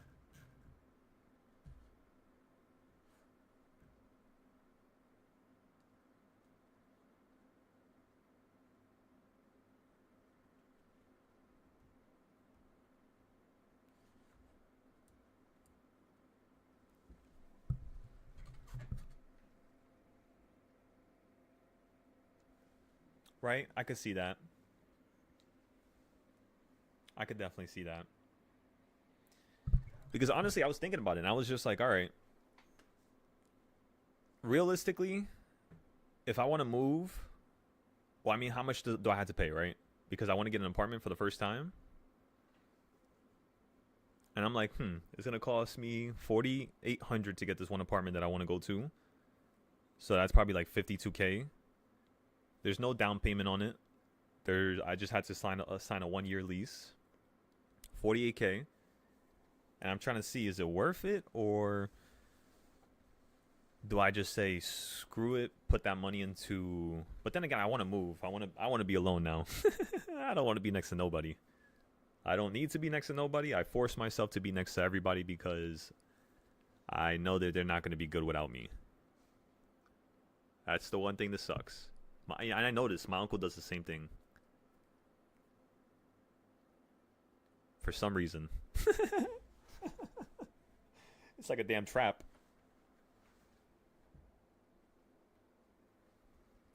But I just don't know where I want to go. I want to move to, like, I don't know. Definitely I'm going to stay in New York, though. Probably stay in New York. And it's crazy. It's about to happen, guys. Yo, can you believe it? Can you believe it? I'm finally about to move out. That's probably going to be the quickest way for me to achieve 100% ability with me being able to trade. The second I'm alone, just wait. Oh, just wait for it. I don't get sad when I'm alone. Most people might think that, but nah, yeah. If I have to be alone because I'm in an apartment, oh yeah. All I'm gonna do is work. That means one day of work is gonna be like the same like work that I do in like a week over here. If I think about it correctly, that means I'll be able to have more time, which means we could teach more people. It's a full circle.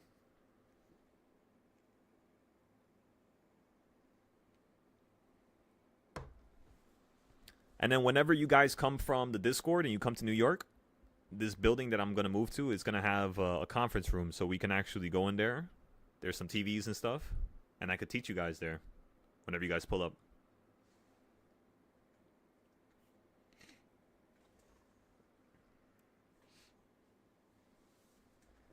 It's just we got to do things one at a time, you know. We got to have a realistic approach to everything. Because I want to have the house in Hawaii. I want to have that house over there. But what do I want more? Do I want a house in Hawaii right now? Or do I want a place in New York? Honestly, I would want the house in Hawaii more. Because it would give me more happiness. Hawaii is my happy place. I'll be real with y'all. That shit over, that's my happy place. But I don't know. I kind of want to get something over here because of my family. But I'm not trying to pull up to the crib, you know what I mean, every time that I'm in New York. It's just a little, yeah. Gets a little awkward now. Especially when I'm teaching. Like, I can't go to people's houses when I'm teaching. I tried that before, and nah, yeah, it makes the person feel awkward.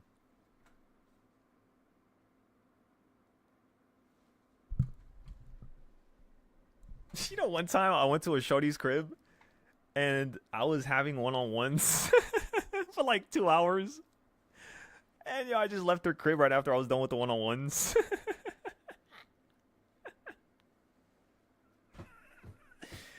She got so tight. But it's none of my business. She was trying to sit here and tell me that I shouldn't be teaching people. I should put more time into myself. I should get myself a nice car. I should do all this stuff for myself. And I'm just like, why are you always talking about money? You know what I mean? Like, because I taught.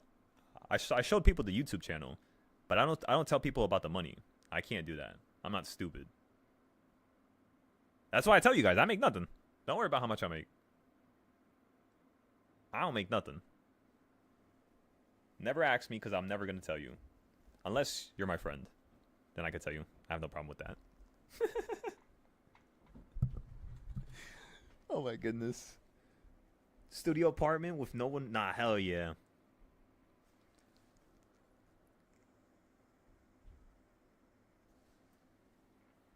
You said Singapore is so expensive? Nah, yeah, I would love to go to Singapore. You know what's crazy is when I was creating the international trip that we're going to go on next year, because every month we're taking the Discord on a trip to a country where we're going to be teaching people this part of that country as well as teaching people this part of my Discord, like whoever could fly there. And I was thinking about Singapore, but I don't really know much about it, like about that area. Like I went to Japan 4 times. We're going to South Korea next year, and we're going to Japan again. Yeah, Japan I absolutely love.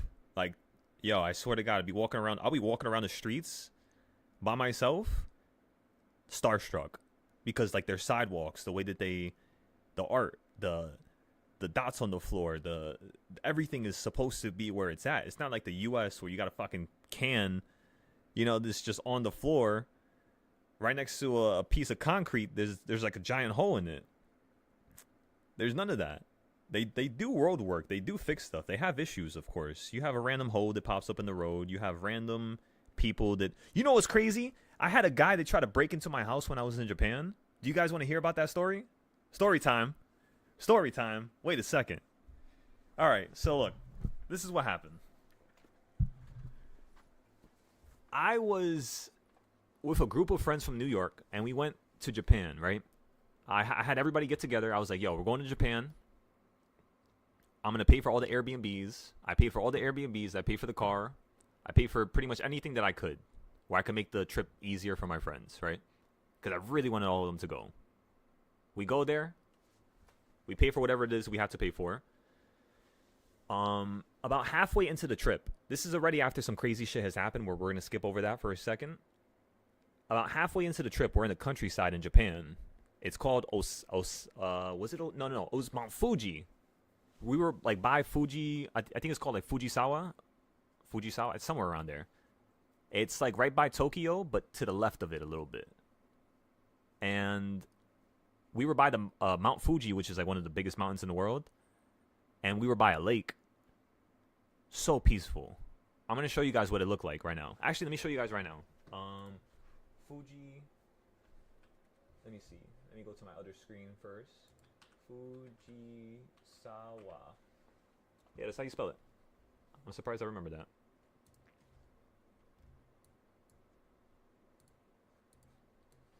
So this is like Fujisawa. Like right here. And then what we did was we took a train from down here by Fujisawa, and we took a train all the way over here, but we had to take a cab because there was no like buses. So we get into the cab, and your homie is tripping. I'm talking about, this is a Japanese guy getting frustrated about not understanding the GPS, and he starts smacking his face. And all my friends are looking at each other. And like I said, we're all from New York. And we're looking at him, and we're like, nah, he's tripping. He's off something. There's no way. And I'm like, in Japan? I'm like, there's no way that just happened to us right now. So we're in the car still. We're like going through over here. So we cut through over here. We cut through all this, right? And let me see if I can find the lake. Where's the lake? The lake is a big ass lake. Is it this one? Let me see. It was like a lake that was by a cabin. Because I had booked the Airbnb in the cabin for us. And yo, they had a hot tub. They had a fucking sauna. They had an ice bath. Big ass screen. I think it was this one. I could be wrong though. It was one of these lakes, like on the other side of this mountain. Was it this one? Yamato Lake. I think it started with a Y. But anyway, so it was somewhere around here, right? And now this is what it looks like when you look at the pictures over there, by the way. It looks insanity. Like insanity. It looks crazy. Like it looks like it's so small, but when you're there in person, it looks like an ocean. And then you have Mount Fuji in the background, right? So, whatever. We're done with this. We're like, I bet. We're set. We're cool. We had this crazy ass guy smacking his face, making noises. He was going, and then all we heard was just on his face. Took both hands off the steering wheel, slapping his face with both hands. Everybody in the car was like, we got to get the hell out of here. So, whatever. He can't find the house. We're like 3 blocks away. We're like, fuck this. We're just going to walk. We get out the car. We start walking. We get to the crib. We settle in. We put all of our stuff down. Big ass crib. 2 stories. Mad beds. Sauna. Hot tub again in this place as well. Crazy ass view of Mount Fuji. Like, you could wake up and see the mountain. I'm in the kitchen. Everybody else is in the sauna. And I'm chefing it up. Yo, you guys know me. The only thing I know how to cook is eggs. So what did I do?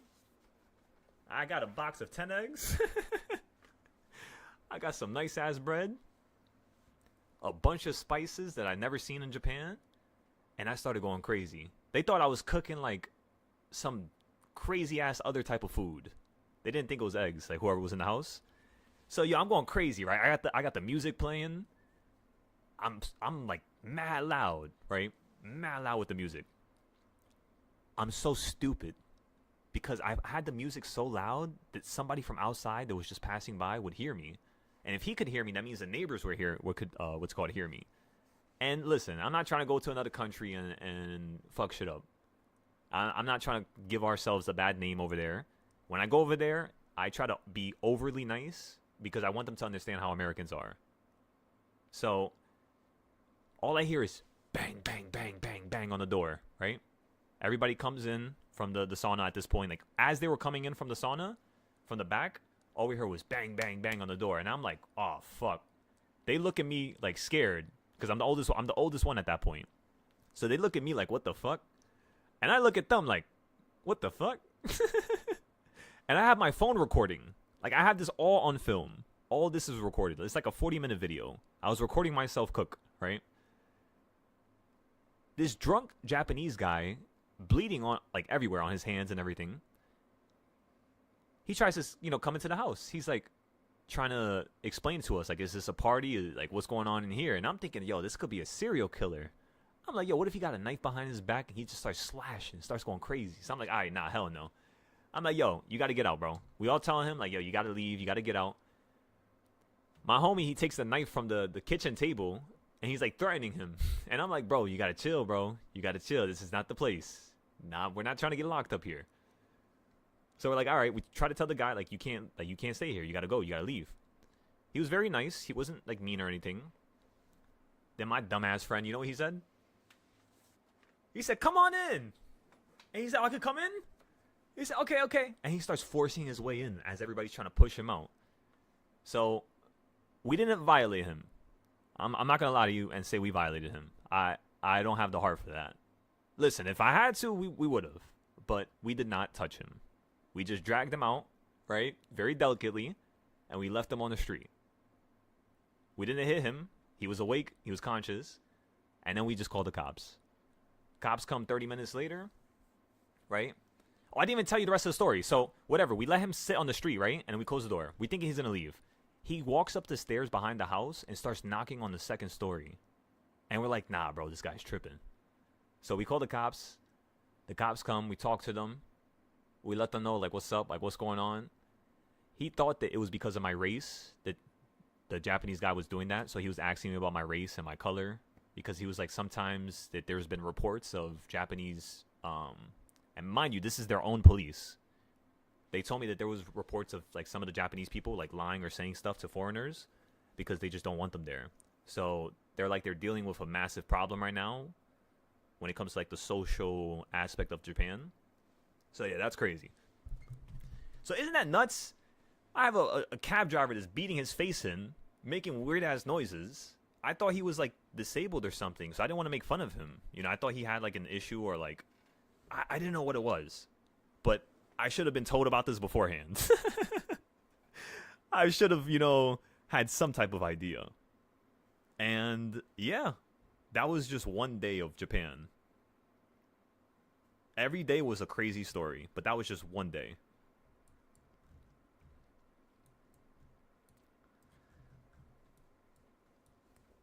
Osaka is pretty insane too. Osaka's like New York. Osaka's like the ghetto version of Japan. Like that's where like the kids my age, 20 years, like 25, like around that age, that's where they start going wild. Because like it's like their new kid, like the new generation, because of social media and all that stuff, like all of them literally act mad ghetto there. It's the funniest thing in the world.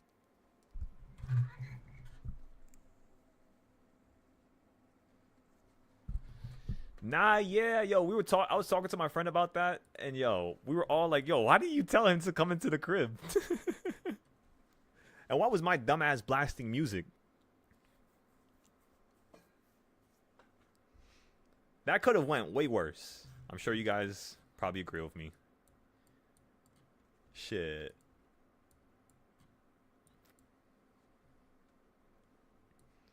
What time is it right now? 11:30. We can go for one more gold trade. Let's go find where our gold chart is at. Okay, so the next thing I think we want to do here is let's go ahead and fix up the Dow Jones, because we were supposed to fix it up last week, all 30 companies, but I just didn't get around to fix it. So I want to make sure all Dow stocks are good, because some of those companies we're going to invest in with the dividends. And then from there, we're going to try to see if we can break down the NASDAQ a little bit more. You said down 1,200 on a gold short. Let's take a look at it. Let's see. So you're at the top here. Okay, we're going to go short here in a second, everybody. Get ready. Right Order there. filled. We're short now. 5 contracts. If it breaks out, again, we're going to let it break out first, and then we're going to see how we're going to play the rebound. For now, all I want to see is a slight little drop straight down to right here, which is already $1,200 of more profit. So at that point, we'll be up 2,400.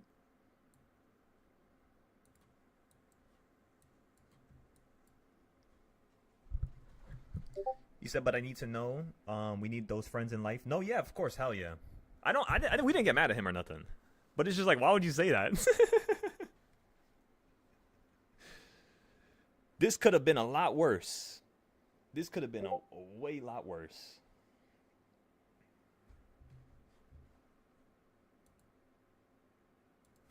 Let's put some music on here. Out with a trusted.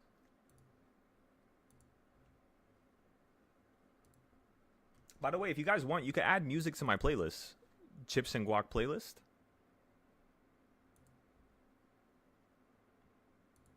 This one right here. I'm going to have to mute it, though, so they don't give me copyright. I'm sorry. But yeah, if you guys want to add music to this, go ahead, and I'll organize it. I'll give you the link right now.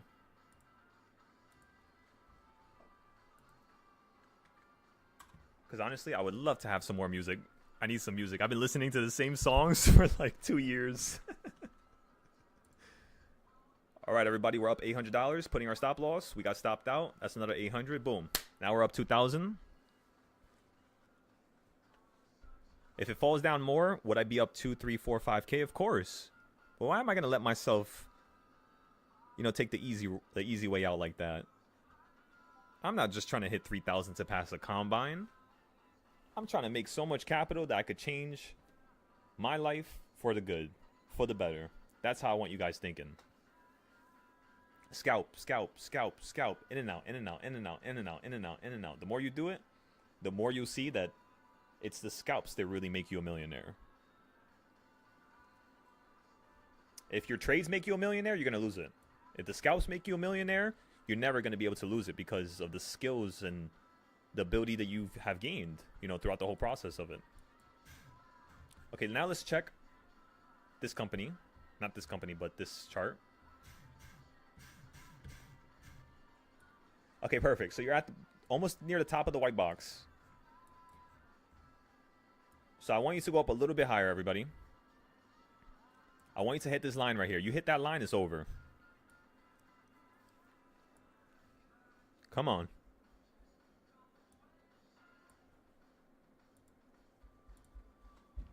You almost hit it earlier, too. Because if I go short right here and this shit runs up to this line, I'll probably lose like 7,000, 9,000.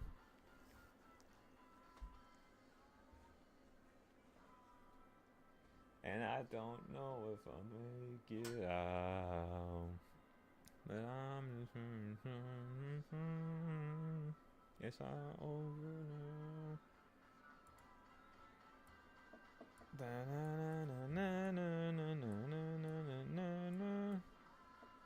That should also perfectly match up with this here.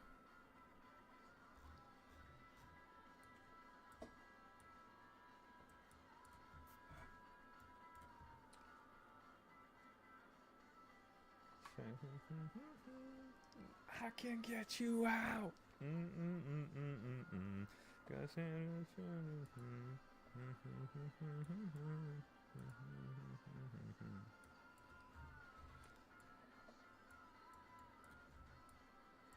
So we're waiting for our next put area right up here on micro gold. So it looks like every chart is pointing towards that one location for us to play puts. So this is awesome. The only problem is if it gets above it, we're going to have to stop out. For whatever reason, if it gets above it, we're going to have to stop out. Which is above what line, everybody? This is 4250. Just be careful. Anywhere around there. Last time I played puts, which was a couple minutes ago. Let's go see where we got into the put play. Oh yeah, so we played puts from right here, and then we sold them like right around here. And then what did I buy the second puts, everybody? At the same line or higher? Higher, right? Well, there you go. That's what you want to do every time. So that means if I'm going to buy puts again on gold, I would need it to go somewhere up here. That's like, it's like a safety mechanism. Because if you keep aggressively playing one trend, it's going to switch sides, you know? It's going to aggressively accelerate into one direction or the other. And you don't want to be caught in the small term because you're looking at the small term. That's why you guys always see me shift from small term to like big term like this. Because I'm like, all right, small term's still going good. Big term's still looking good. Mid term's looking good. All right, we're chilling for now.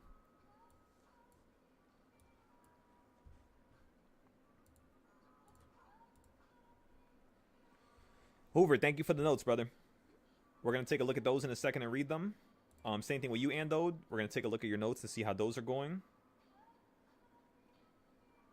There we go, John. Let's fix up the notes section of this Discord for both Discords right now.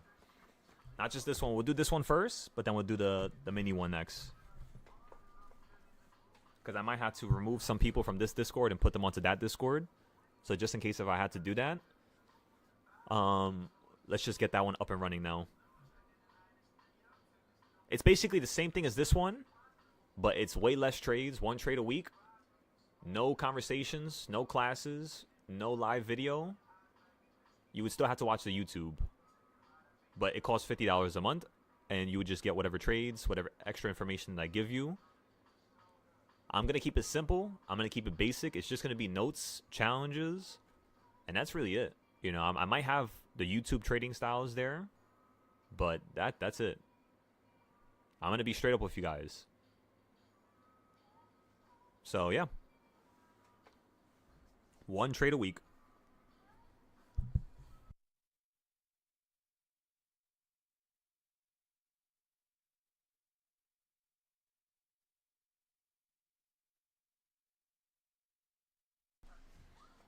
Okay, you're hitting the EMAs.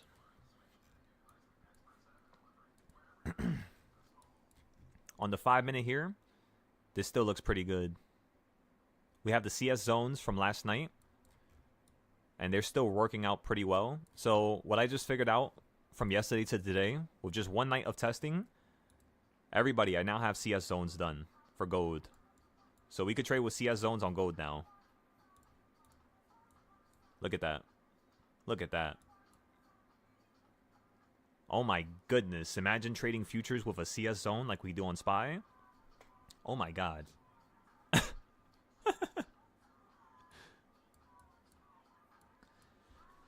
Let's check what reversal point you're on, everybody.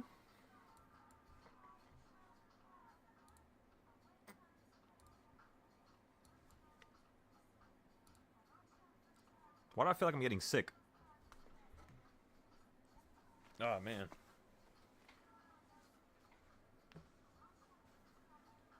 Make your money, John. Make your money, brother. Slice and dice. Okay.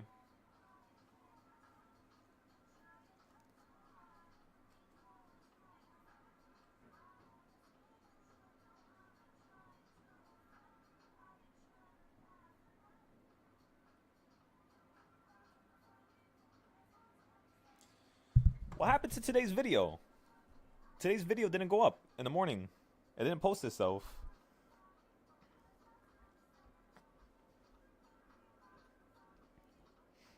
Let me fix this real quick on the Patreon.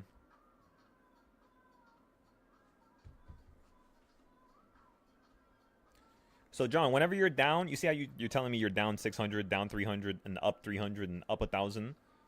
You don't have to consistently post that if you don't want to. What you could do is you could write it down on like a Google Docs, and then you could post that for your notes after the trade is done. So you don't have to stress yourself out. So you could just pay attention to the trade. Because sometimes when I'm not going to lie to you guys, sometimes when I'm sending my trades into the chat, you know, I got to take a picture, I got to send it, and I got to do it real quick. Sometimes by the time I come back to the app to sell it, I'm already, you know, I already lost 20%, 30%. So, yeah, sometimes you need your complete focus on something. You can't be posting, can't be... That's why I'm fine. Like, I'm happy if you guys don't post nothing at all until, like, you're done trading for that day. Or, like, the whole entire day is done because you were trading all day. That's fine with me as well.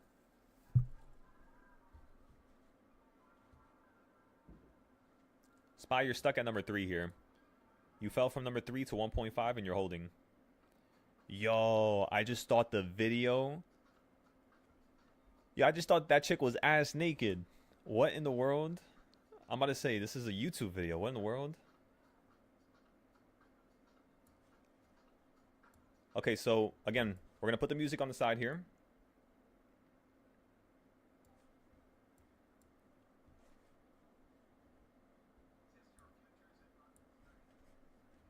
We're going to go long here, everybody.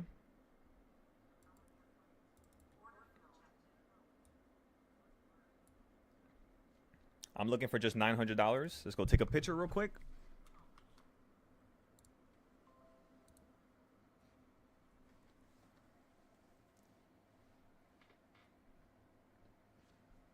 So far, the most we were up right there was 400. What I'm looking for is around 900. But if it continues to fall down, I'll take less. In fact, if you go up to 300 again, I'll put my stop loss right here.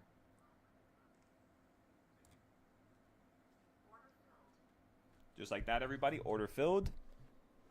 Just in case the market wants to really do something aggressive here.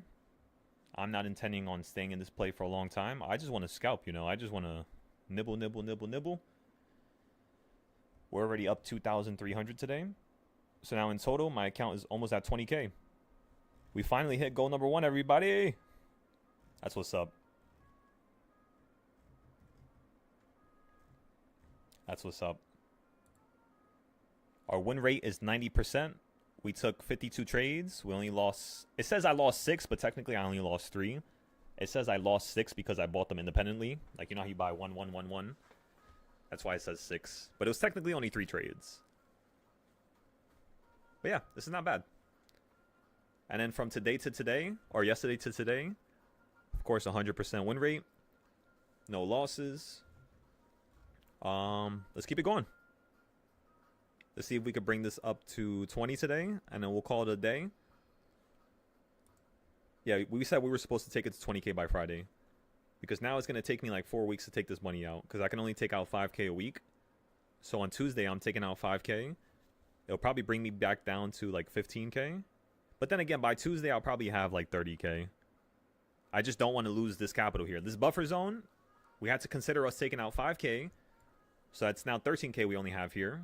If we remove that right now. So yeah, that's still not... I don't like 13K. That's a little unsafe. I like 18K. Like this amount of money right now, we could do something massive with this.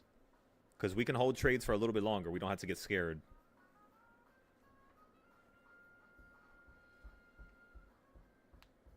How do you go about paying the taxes on the money you withdraw? The first thing you're going to do is did you set up your LLC, Hoover? That's the first thing we got to discuss. The first group of money that you make, before you make over 100K, you should set up your LLC.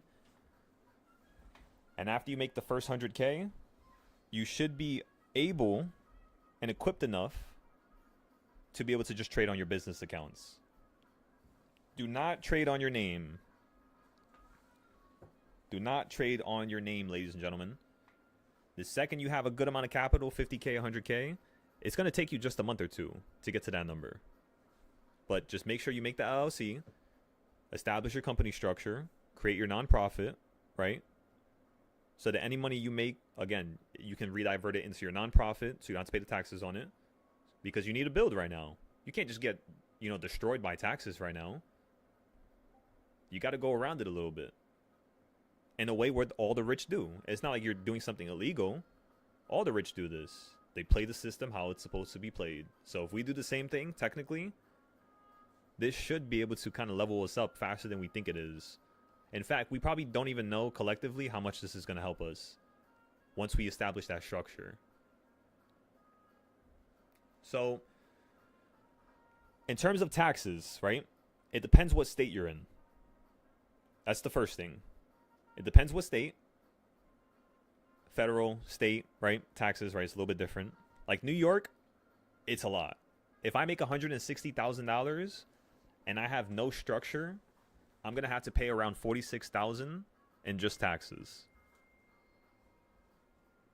And again, that's just with 160K. You got to pay $46,000, almost $50,000 in taxes. That's New York. But if you can mark off your house, if you can mark off your phone bill, your computer parts, your desk, if you could say, like your car takes you to seminars so that you could learn how to trade better, right? You could also mark that off. My Discord, you know how you guys pay for my Discord? That also could be used to go against your taxes for stocks. What else could you use? Your subscriptions for Webull. You know how you pay fees to Webull? Like you know how every single time you sell something, there's a fee? You could use that fee to basically leverage it against your taxes as well. You created yours in Wyoming with the website I suggested. Excellent, brother. So that's step one. Currently, mine's in Delaware. I haven't did Wyoming yet, but I was thinking about doing Wyoming or Las Vegas for my next LLCs. I just opened all my LLCs in Delaware, pretty much.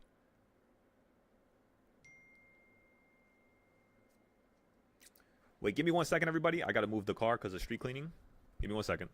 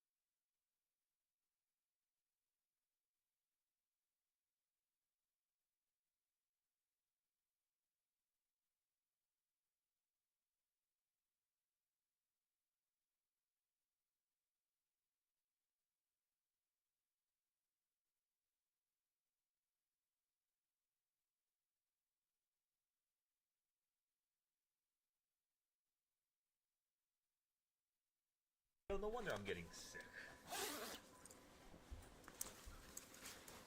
God damn. It's freezing outside.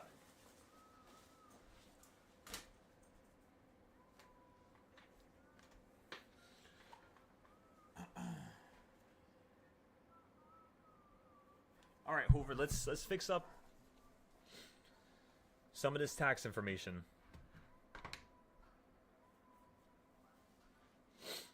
Let's go ahead and add it to the other Discord, which is the library. Remember, if you guys are part of this Discord, you're allowed to be part of the other Discord, of course. It's one of your many privileges you're going to get.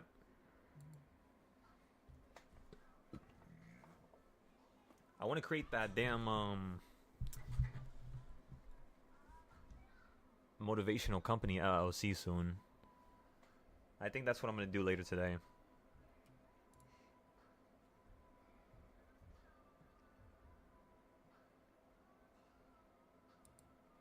Actually, you know what we'll do?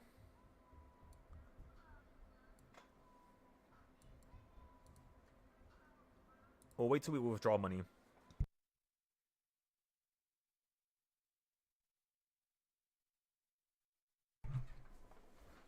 We'll wait till we withdraw money.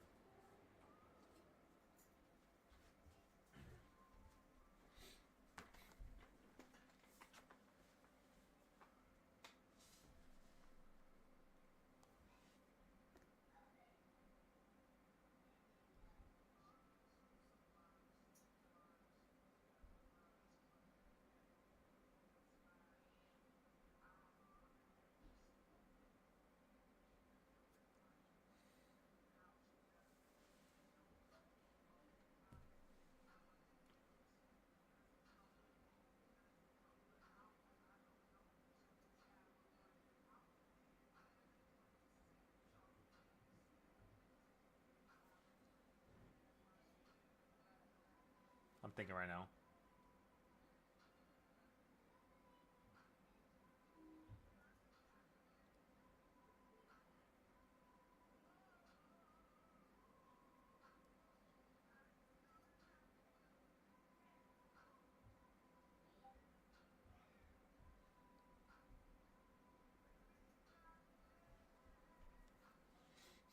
There we go, John.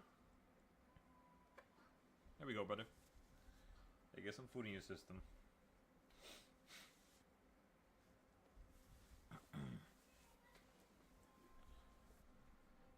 All right. So we got John taking his break here. If you guys want to take your break here, I think it's about time. I'm going to keep going, though. See if we could bring this to 3,000.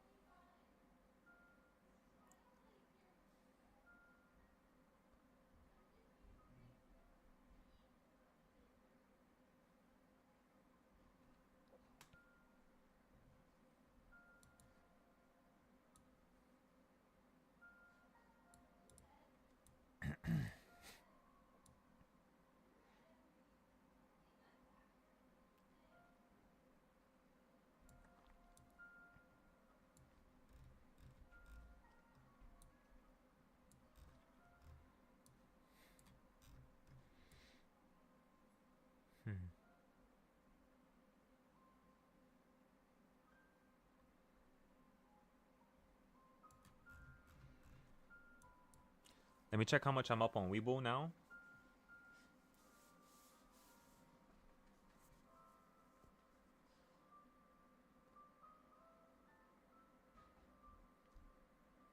Exactly. There we go, brother. Every day is a test until you run enough tests, and then your body's just like, all right, now I'm ready for it. So can I tell you when you're ready? The answer is honestly no. You literally tell yourself when you're ready. If you guys didn't know that. It's just through enough experience. And I think I found a number. I could be wrong though, but the number is you need to at least have 100 trades and 100 notes. 100 trades and 100 notes. That right there is usually enough for a person to actually be profitable for the rest of their lives.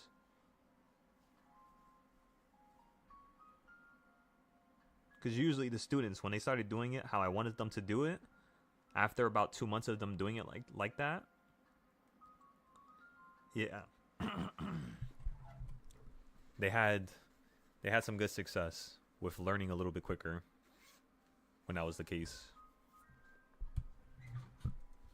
But yeah, you might have enough time to touch number 4. Right now it's only, what is it, 12. The market's going to close where?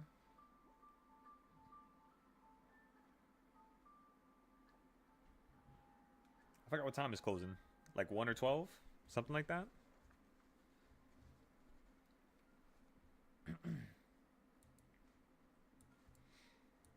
And everybody, am I rushing the trades? Am I just like, oh my God, I got to make as much as possible before the market closes? Am I like, you know what I mean? Like, oh my God, like we got to risk it. We got to do something crazy. No.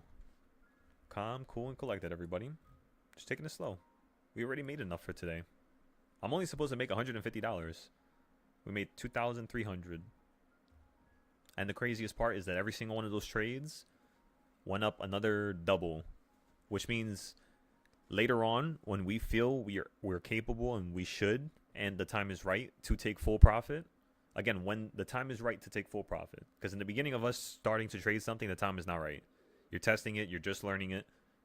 Who do you think you are? You know. You got to tell yourself that, because you know there's people who suffered. There's people who have died over this. You know, literally. So don't think that just because you've done one thing great that you're at that level. Come on, ladies and gentlemen. Success is not owned. Success till death will always be rented. You got to rent it. You got to pay for success. You got to keep trying for success. You can't just have it and then that's it. You're a legend. No. Some people cement themselves like that because they reach such a level. But I want all you guys to be legends. I don't want there to be one legend every 100 years. What if there's 5, 10, 20, 100 legends out of nowhere this one, generation? Imagine the stories that people talk about after. So it closes at 1 p.m. I believe so. Yeah, we got plenty of time to make another 2,000. Just in 5 minutes, we could probably make around 10,000. Just in 5 minutes. So if we have a whole hour, we'll probably find another trade somewhere.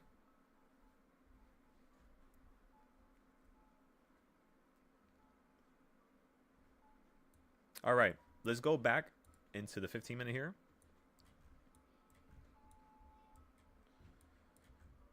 You're holding on this. So again, how did we play it last time? We played the puts and then we played the calls going back up. So we technically played 3 directions, didn't we? Or am I bugging? I haven't posted none of this, so I've been trying to take a little chill pill for myself. Let's trade options. Let's do something for fun let's do something for fun over here. Let me see what is SPY doing. Okay, so you're at number 3 here. Let's go ahead and add the rest of the consolidation snaps. Makes sense now. Now I can see what's going on. Just like that, everybody. So what am I going to do here? The first thing I'm going to do here. You fell down to there, hit the top. Fell down to there, hit there. Fell down to there. You're going to hit the midpoint. So I'm going to get puts here.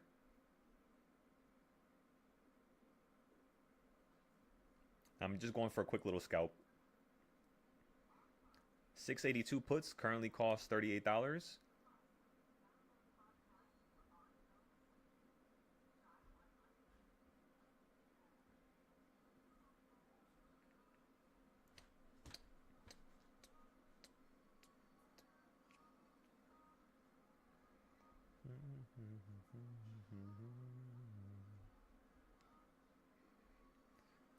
All right, everybody, just got filled right here. Posting it to the Discord now.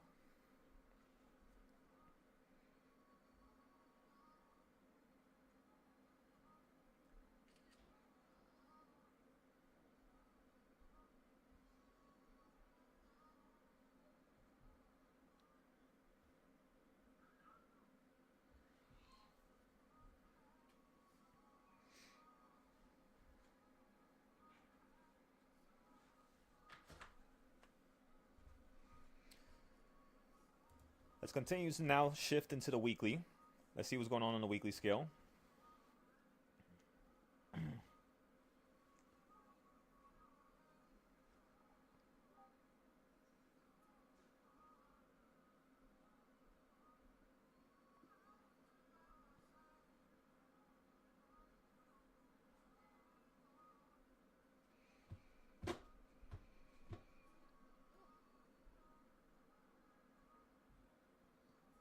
Let me post this on Moomoo. Give me 1 second, everybody.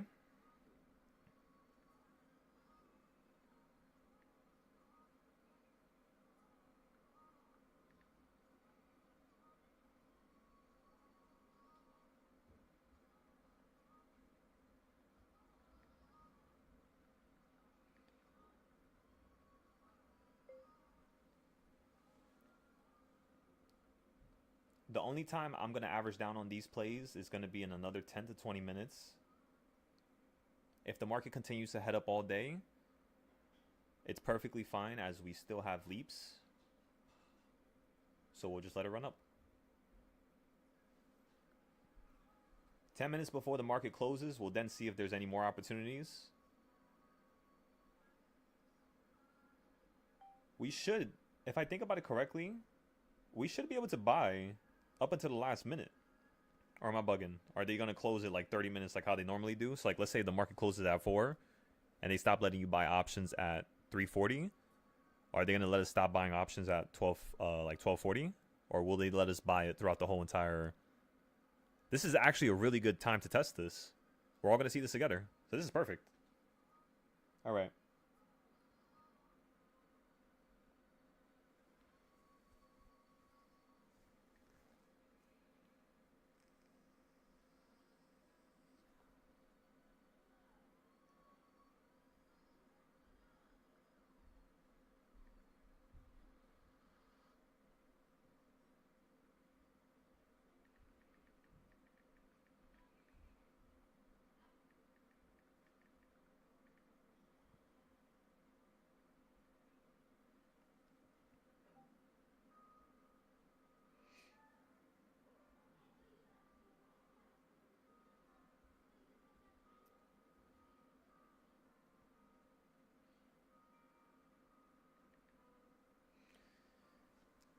Come on, this is what it's like to really want something.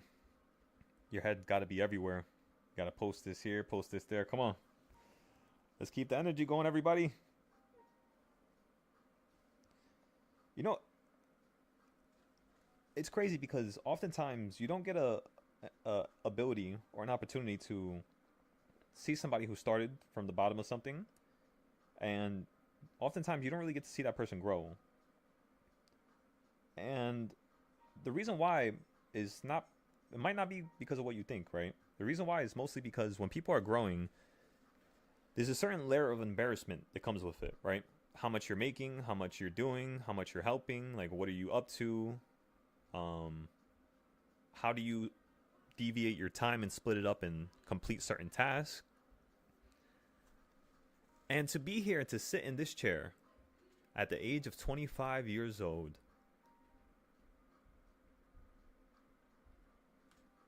to be able to have various groups of people, you know, that are out there, that are watching me grow as a human, as a person, and the stuff that we're going to do in the future in terms of the next couple months here, it's a blessing, you know? It's like the craziest feeling in the world. It's like you're watching somebody like crawl out of a cave, and then that person's crawling out of a cave, then he starts a fire. After the fire, he starts cooking food, starts fixing up the cave, starts getting wood. All of a sudden, now there's light bulbs, now there's electricity, now there's advancements. And that's all just due to the fact that you guys were there when I actually came out that cave. It's crazy, right? Like, imagine there was like this spiritual universe that exists, and I was just stuck in that cave my whole life. And this is the one time where it was just like, boom. That's why when I go outside, I look at the sky and I'm just like, I swear to God, I've never seen the sky like this. And the more and more I pay attention to it, it's so weird. It feels so surreal. It literally feels like I'm taking drugs or something. And I'll be completely sober walking, and I'll be like, yo, what in the world is happening right now? Why do I feel like this? And that right there, ladies and gentlemen, is a legacy. It's like energetically what it like. You are followed by this push from the things you've accomplished and done, and it's always right behind you, pushing you and trying to elevate you for more. But again, it's the hardest thing in the universe, you know?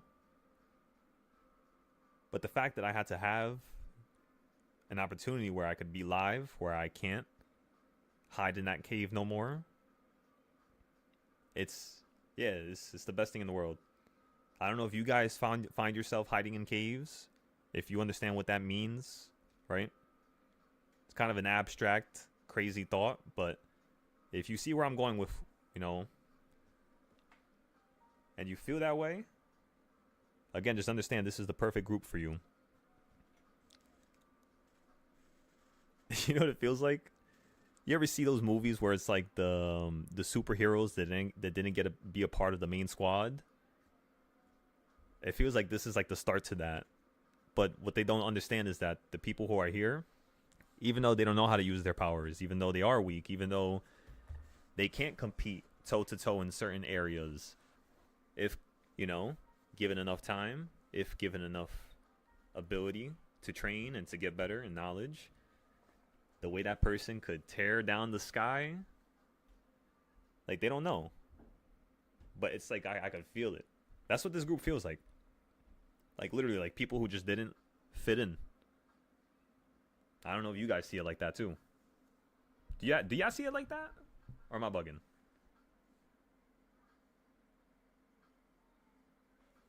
I might just be bugging. You said, was there any drawdown on the last trade? No. It was just straight profit. Both of our trades today. Which, thank you for asking me. You just reminded me. So, excellent question. There was no drawdown today. That's something we're going to have to incorporate in our notes for the futures Discord. And the reason why is because yesterday we had a drawdown of 3,000. The day before we had a drawdown of 8,000. So far today there was 0 drawdown. So that's a massive improvement, of course. Everything is getting better slowly, little by little, without us having to go through the process of losing an account. That's my favorite way to train. Try to make the most out of any account that you have. Never try to go crazy with it and gamble with it. And listen, if you're up $3,000 and the trade that you're currently in is down 2,000, sometimes you got to bite the bullet like how I did. And what I mean by that is this account had no losses at all. 0 losses. I was up 3,000. I had a safety net of 2,000. Right? Because they start you with 50,000. I made 3,000, and then you can't go below 48K. So I lost everything. I was back to 50K. And I was just like, you know what? We're just going to reset this. I'm not going to lose this account because it's Express now. Let's try to see if we can make this survive. Let's take the loss. Let's lose the battle, but see if we can win the war. And so far, we're kicking some ass right now. We'll see if this, keeps up, though, because anything can happen. I could take a loss tomorrow. I could take a loss right now. That's why we just got to make sure that we're consistently bumping our head with the chart. Updating it, updating it, updating it, updating it. Like this right here, that looks perfect. The fact that you keep falling from this red arrow, I love that. You might be like, how is the market listening to that? How did I predict that? That right there is the top of a box that I copied from down here. So you see this box down here? That's the same box up here, which is currently where you're falling from.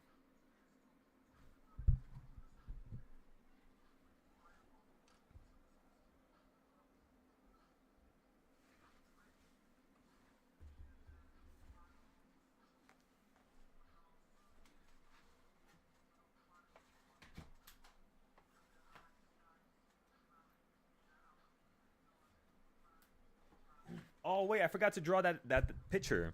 Let me wait. Give me 1 second.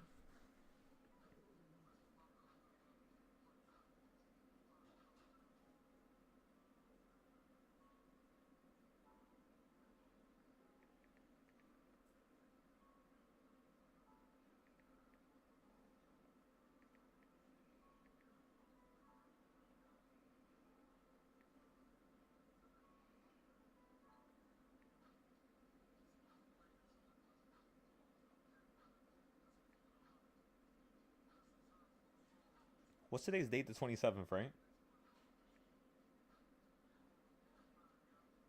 Oh, I gotta fix that post. Oh my goodness.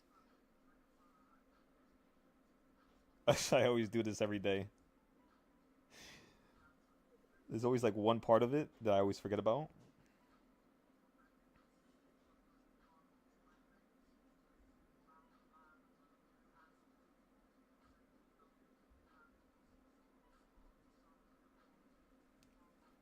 Okay, let's check SPY real quick.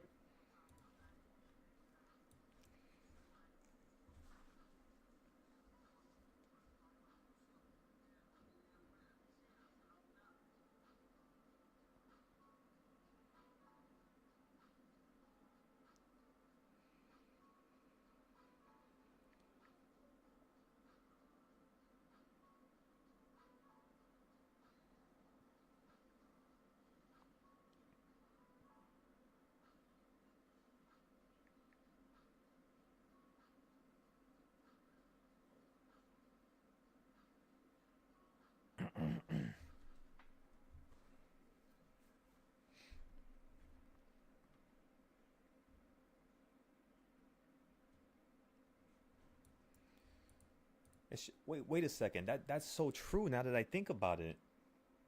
So that whole entire time I was getting frustrated with not wanting to post better.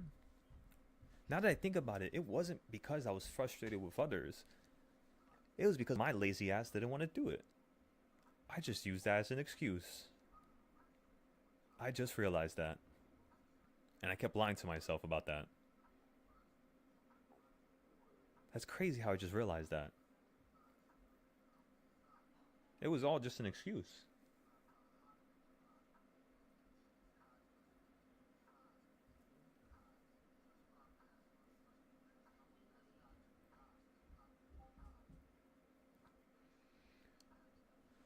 Remember, Andode, before you continue to play with the account, you're basically breaking the rule again.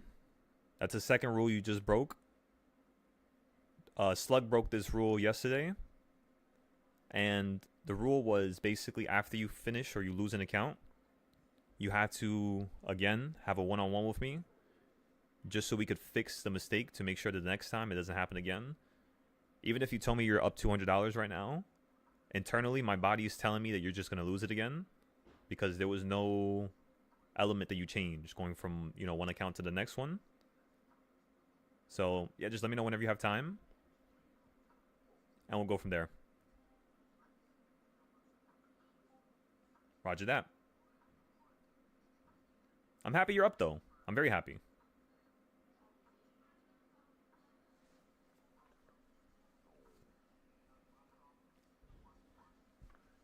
How we doing, Prime? How's everything been since we last talked?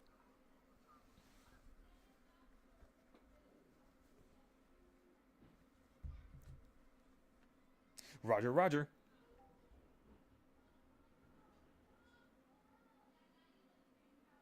Excellent, Ando. Let's do it, brother.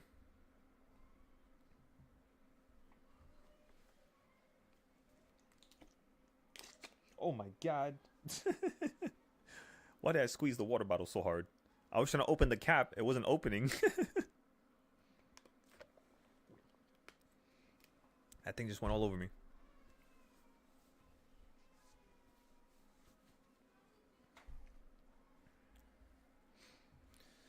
Okay, now since we posted that onto Mumu, let's see if we can make ourselves do a little bit more work.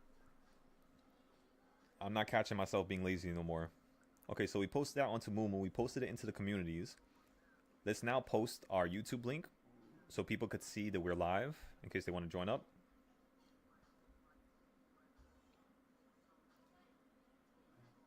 Um,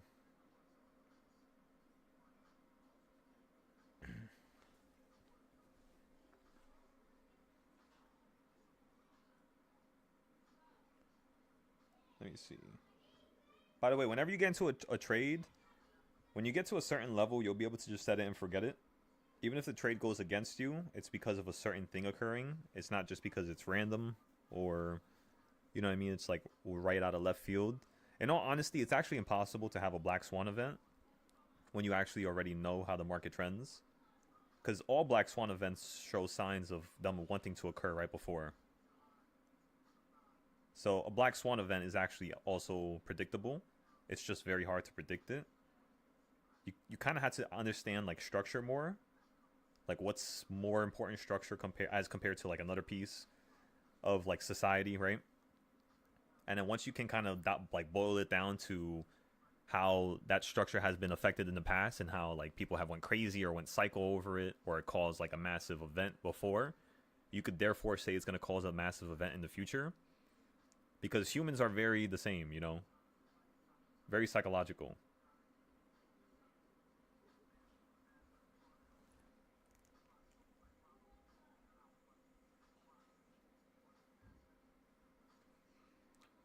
All right, everybody, we're up 10% already.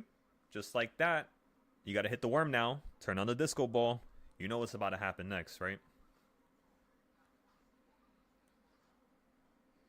Oh, you know what's going to happen next, right? Those contracts just went from $30 to $41 each. Come on now. Let's try to see if we could do it again. These contracts, I'm still going to hold them. I want to see if I can average down for like $5 or like at $3 or something. If you run up to like 683. But in the meantime, I'm just going to hold them. It's only about $700. Again, everybody, you're up 10%. First trade worked out. You could put a stop to it.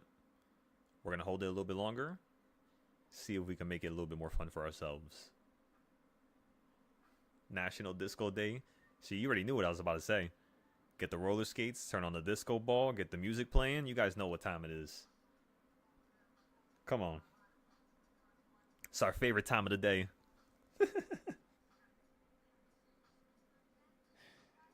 All right, so we posted that.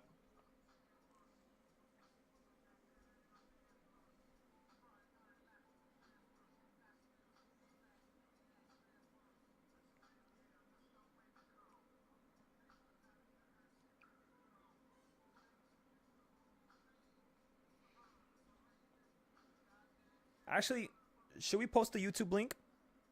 What do you guys think? I don't want people to feel like I'm posting that and then like I'm posting a trade because I had people comment about that last time. And I don't want people to feel like that. Like I posted a couple trades this one day and then I posted my YouTube link after all that. And I had this one guy say that it's not right for me to do that if I'm trying to help people for free. So I could see why he would say that, but I'm not too sure. Because in my opinion, like the way I think is a little bit different. I could see why he said that. You said post it, Hoover? What do you guys think? Should I post it? Or just let it marinate? Just keep posting for like 4 days in a row and then post my link.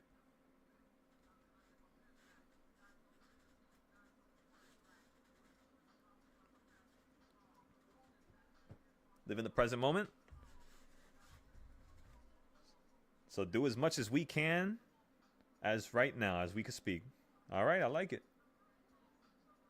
Do as much as we can. Let me know if you guys agree with that. I love hearing everybody's opinion, if you can't tell. Because usually, if you can hear a couple of different individuals' opinions, you can always come to the correct decision.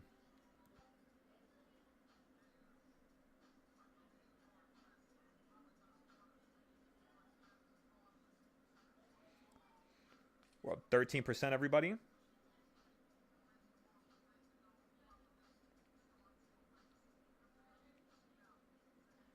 $16%. You can put your stop losses now. We're up $120 on this.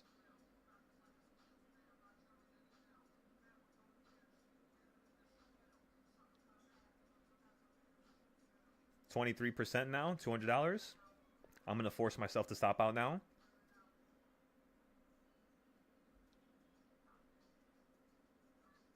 All right, we're good.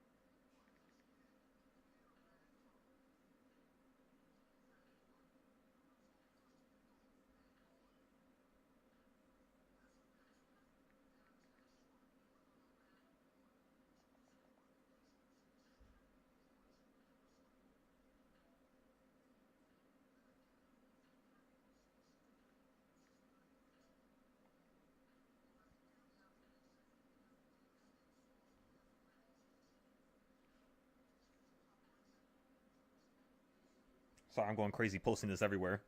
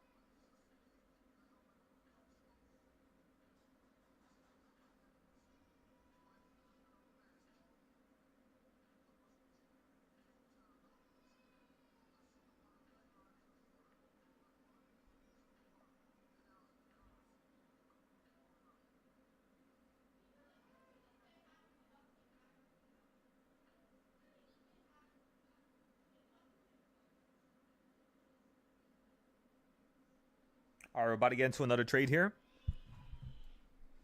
Okay, so I posted that we sold it. Let me post my YouTube link now.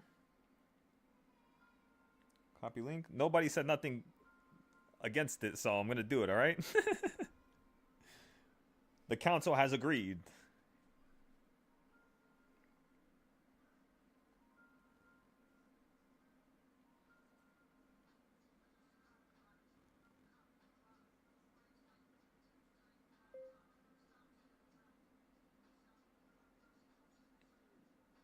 Easier for you guys to follow my trades if you watch the live.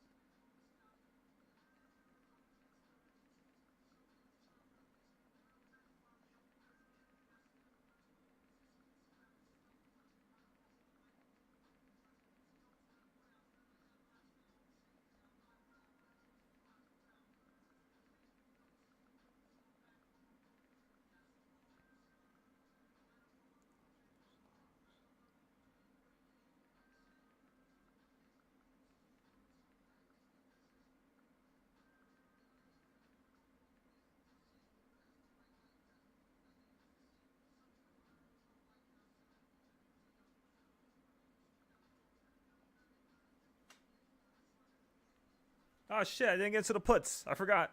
Give me 1 second. I'm trying to see like what topics can I post this to on Mumu.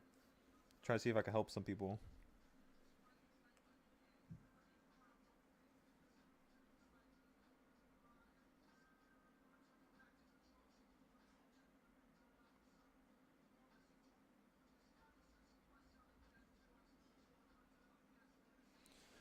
Where can I post this?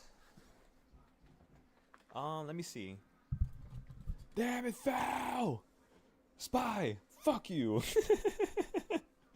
Supposed to give me another time, man. I'm just playing with y'all. Okay, so tools. Let me see. 101. Teach and learn together. Oh, we can do it right there. Perfect. Teach and learn together. Perfect.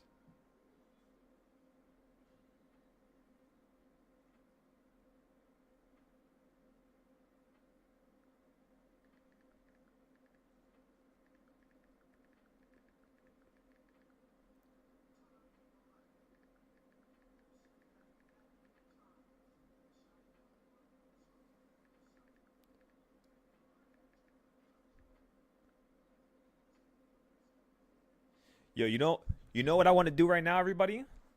All right, let's give this group a name now. This group is gonna be the legendary something. Cause I love this idea. I was like, at the end of the post, I'm gonna say, show me what you got, or I was gonna say maybe show me if you got what it takes to be a part of the legendary this. You know, group of traders, group of this. I gotta think of a name though. I might just say legendary traders for now. I'm telling you, I'm gonna make the best trading group in the world. I'm gonna make the most sophisticated traders in existence.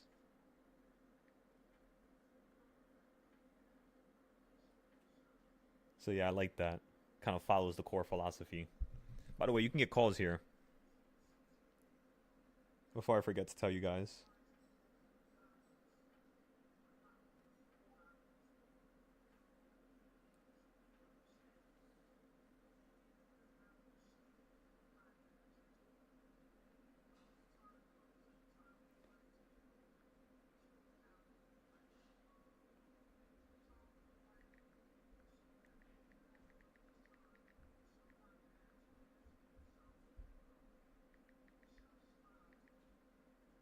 I like that, John. I'm gonna use that. The Knights of the Round Table. We're gonna use that for now. I like that name.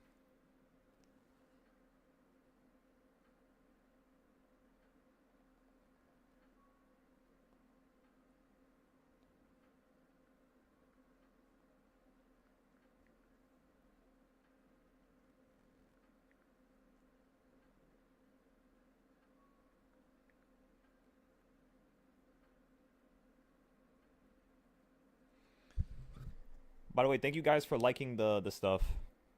I know some of you are from Mumu, so thank you guys for liking it. I appreciate you so very much. A lot of people,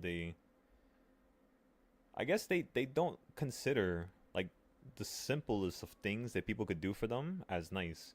And I don't know, I just love it all. I like you viewing the YouTube for free, you saying hi, saying good morning, you posting notes. That all that stuff really makes me happy, you know?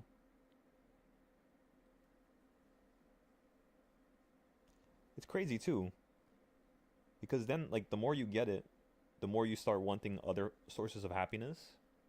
Right? It kind of gets like mundane and boring. But I don't know. With certain things, I believe it's possible to make it and to keep it at a level where it's always, you know, not extreme. So you never have to go searching for something else. You can always get that same type of love from that one thing. You said, thanks, bro, for the YouTube live. You lost your job recently and you came across this channel, been watching you for a few days, and you're currently setting up an account to start following you. Let's do this, brother. Hell yeah.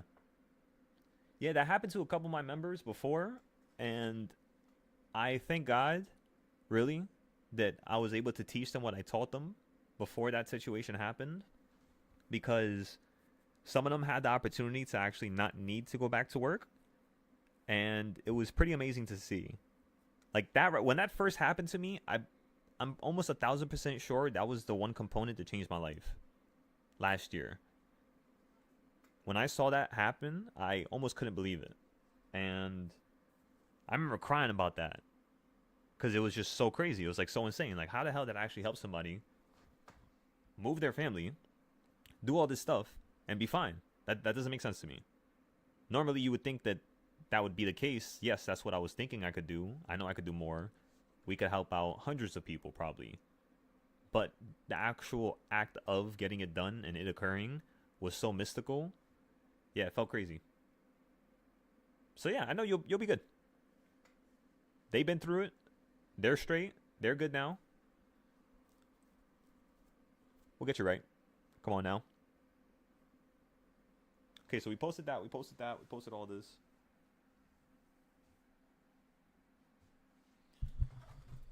The market's running up here. So like we just said a couple minutes ago, the calls are working out, everybody. You can start putting your stop loss. I didn't manage to get into the calls because I was posting stuff and talking to you, but at least you got in, right?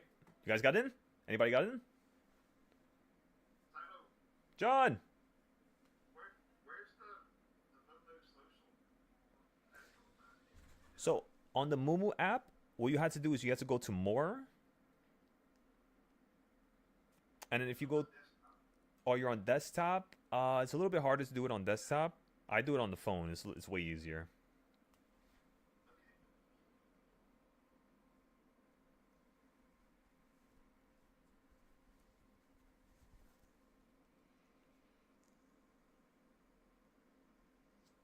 Thank you. Anytime, John.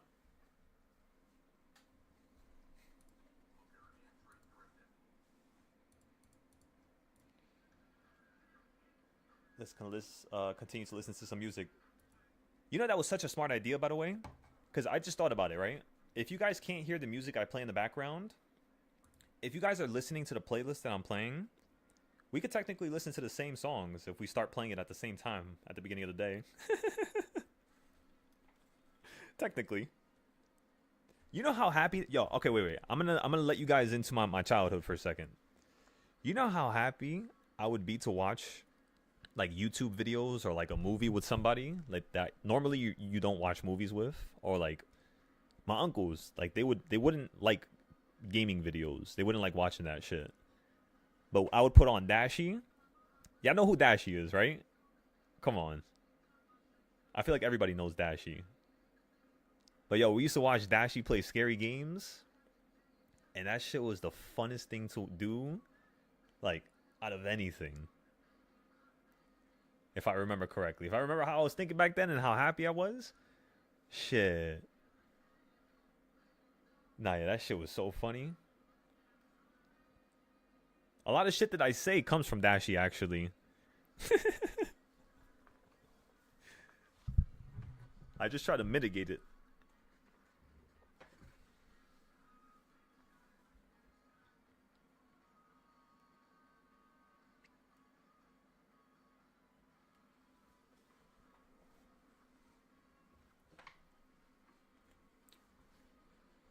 Okay, everybody, you see how you went to the bottom of the box and you ran up to the halfway point and now you're down below it? You said PewDiePie playing Minecraft was your favorite? Honestly, I like PewDiePie, but only when he was playing those scary games when he was first beginning. Like when he was first blowing up. Honestly, you know what's crazy? Nah, I like his content now. I watch his videos now. But like not regularly. Like, I haven't seen nothing from him in probably, like, a year, maybe. A couple months. Yeah, he's in Japan. No, yeah, that's why I started watching him again.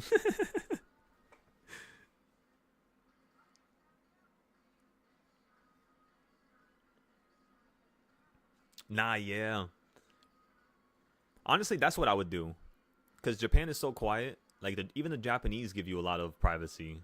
You know, even if they know you, they're very, very, very... like socially awkward. They usually do not come up to you and talk unless they're part of like the newer generation, or were taught by the newer generation, right? Okay, so you said you think you understand my trades up 15% on a 0 day in the calls and puts, get the quick 15 to 20% and out, but wouldn't the transaction fees be crazy? Nah. So on Moomoo, you want to hear something crazy? My transaction fee on Moomoo, because I'm in New York or the United States, my transaction fees are like 30 cents to like 6 cents. That's it. So no, you don't lose any money at all. Honestly. I don't even think about fees, really. I never did. Unless I was in a different country, because I have one of my old members, my students, his name was Mikey. And he used to be in Canada. And they used to charge him like a $15 fee for every trade. So, that's crazy. $15 on every trade, you can't really start with $100 then. Because one trade, you got to get at least like a 20%, 30% trade. So you're kind of setting yourself up for disaster. What you want to do is trade with like 300 at that point. 400. And yeah, you should be able to make back the fees, no problem. But no, yeah, this is basically how I trade all the time. I wait for it to get above a box. Like right now, you guys see how it's below it? This is another opportunity for calls. because you're at, you know, a point in between 2 and number 1. But you just got to be careful, you know. You got to ask yourself the question, what if this falls out the sky right now? What's going to make it fall out the sky? Well, you ran up like a crazy amount recently. You're right above a certain important point. What important point is he referring to? Remember the weekly boxes that I taught you guys last week and the week before? If you look at where you're at right now, and you zoom out to the left here, the current range that you're at right now, which is 683, is slightly above the 680 point, which is your last, most recent 1/4 point. The next 1/4 point is going to be slightly above you, which below you, which is going to be 678, and then you have another one at 682. So if you get below 682, what's going to happen here is you're just going to fall down to 681. If you can hold 682, which you're not holding it right now, but if you can hold 682, you could definitely run to 684.70. So maybe it might be doing this right now because it's going to run you up, right? That's why normally that's what they do. Like if there's supposed to be a certain level you're supposed to hold above, they'll keep you right below it. And if they're keeping you right below it, oftentimes it means because they're going to send you right back above it, but very quickly. You know, like you're not going to really get too much opportunities to buy and sell. You're either holding or you're not holding for that move. So it's something that you have to already have in your mind is what I'm saying. It's not luck. It's not random. It's just price action. So now let's go back to the other chart after I just talked about the calls down there at the bottom. Let's see what's happening. And it's holding, yeah, it's holding pretty nicely down here. Wait, give me 1 second, everybody. I got to move another car. Oh, my goodness. Give me 1 second. I'm going to leave you here for a second.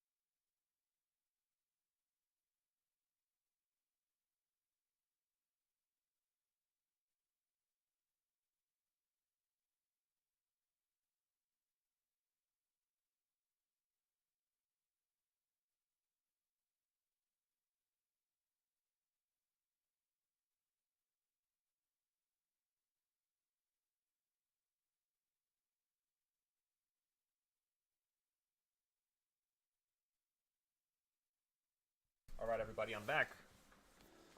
I'm back, and we're better than ever. All right, so you're about to hit number 4. Once you hit number 4, we're gonna get some puts.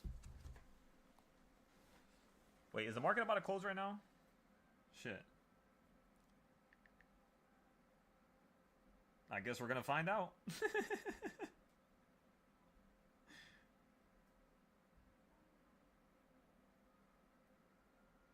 I'm gonna buy 100 contracts at $4. Again, I'm buying 100 puts right here, right now. We're gonna buy it right before number 4. These are 683 puts. So I got 100 683 puts for $4 each, which costs $400.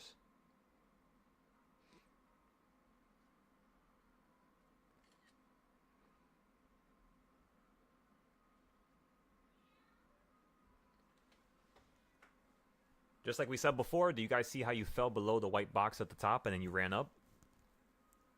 That's why this is my favorite trading style. Aside from King's Point, consolidation snaps. Oh my goodness, everybody. They're amazing.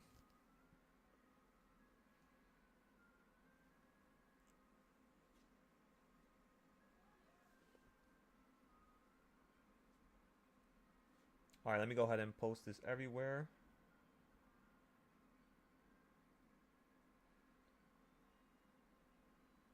This is trade number 2, remember.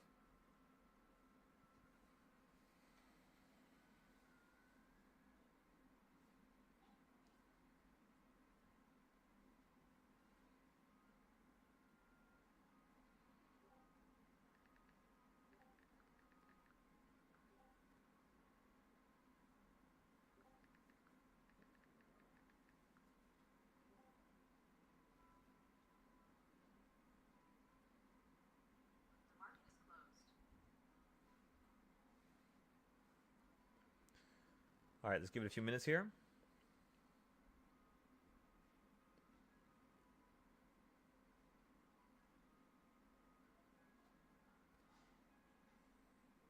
So damn, they closed the futures early. So the futures is closed. That's closed. That's completed. I just realized it never filled. Oh, wait, did it never? Wait a second.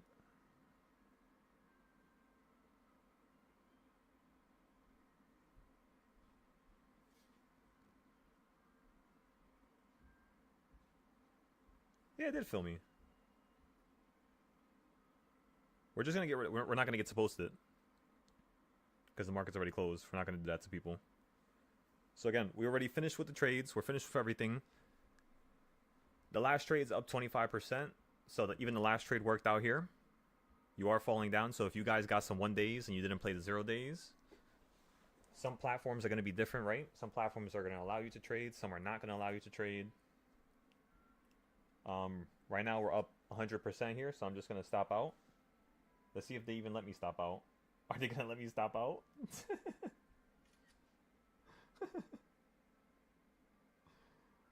Oh my. Oh my. Alright, let's see.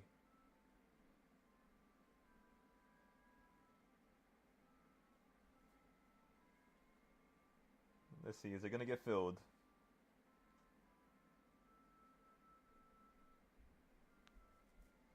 It did. Okay, so you can't trade around here. Alright. Again, everybody, we just sold that for 100%. I apologize, we couldn't get to post it on the Discord here.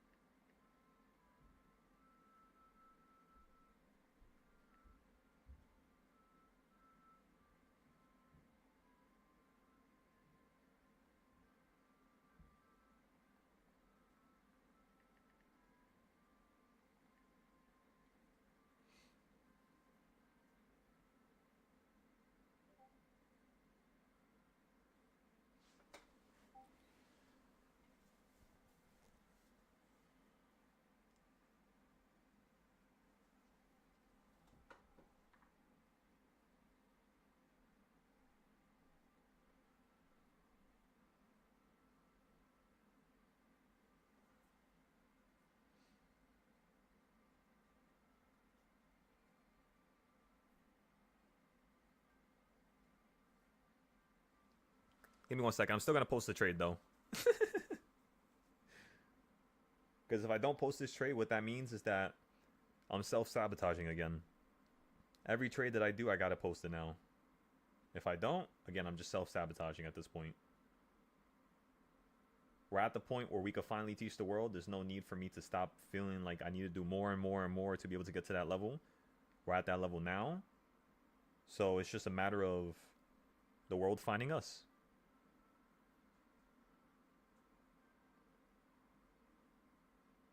But of course, we want to have some type of, you know, driving force there. You don't want to just let the world do everything for you.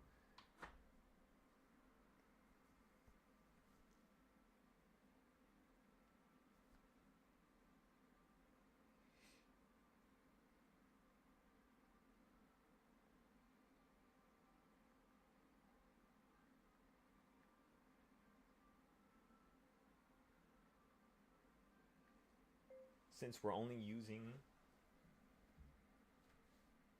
$200 because we already made $200 with the first trade.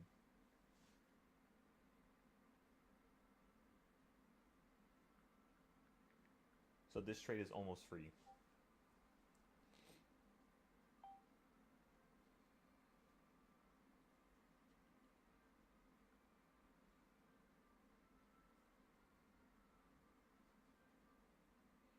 You were up more, by the way. That contract did hit $12, which means 200%, but we're just going to say 100 because they move so quickly. It's like there's no point to give myself an extra point there. I think we're done here with this. Now we can post this. If you guys would like to share the posts, do your thing, right? This community will be built by all of us, not just one of us. If you feel like you don't need to do that, then don't, of course. Don't feel forced. Never feel forced to do something. Only feel like you should do it. But, yeah. Boom. That's done. That's done. That's done. That's excellent.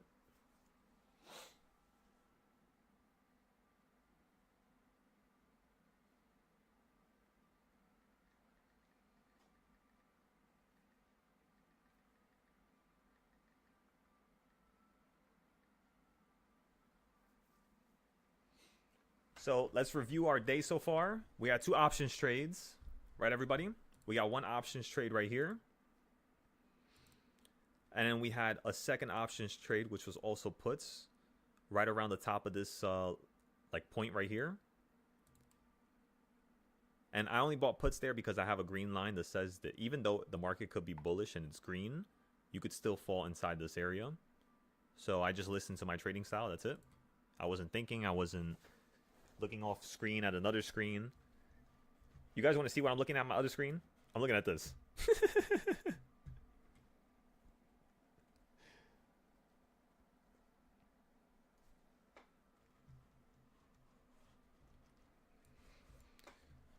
So you had $44 earlier, and you said, damn, brother, you're left with just $7. So the first thing I want you to do here is I want you to ask yourself the question, right?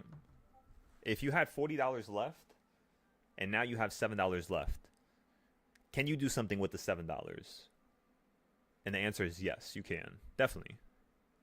Now, before we even go further, a person's going to feel happy with just that right there. They're going to feel like, fuck it, you know, I lost it. It's okay. Me, on the other hand, I like to beat myself down. Not in a way where it's dramatic, but in a way where it's, why did I go from 40 to 7? Like, that's what I'm going to ask myself. Like, what was the causation of it? Right? Was it playing something aggressive? Was it buying early? Was it buying late? For example, I didn't play no options at all today besides when the market gave me an opportunity at number 3. When I saw you slowing down here and over here. I think, actually, no, we bought here. We bought the puts late. We didn't even buy it the second you hit number 3. Yeah, we bought the puts over here. Yeah. So, yeah, we bought the puts late. And, right, you had the opportunity from number 3 over here. So, like, what were you waiting for? That's the first thing I want to ask for. Because I know you were waiting for number 4. I remember what you said earlier. You had mentioned number 4. And then you mentioned, what else did you mention? From what I can remember, let me see. You mentioned number 4. You mentioned that you were testing it.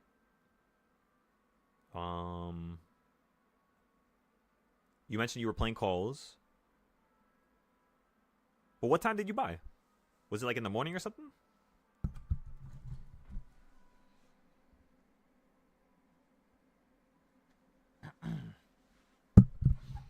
And also, remember, you don't have the reversal points on your screen because you're not in the Discord, right? So if you're not in the Discord and you're trading with a style that's not on the screen, the first thing I'm going to ask you is, remember how you sent me the charts for the other style, which was this one over here? Did you trade using this one?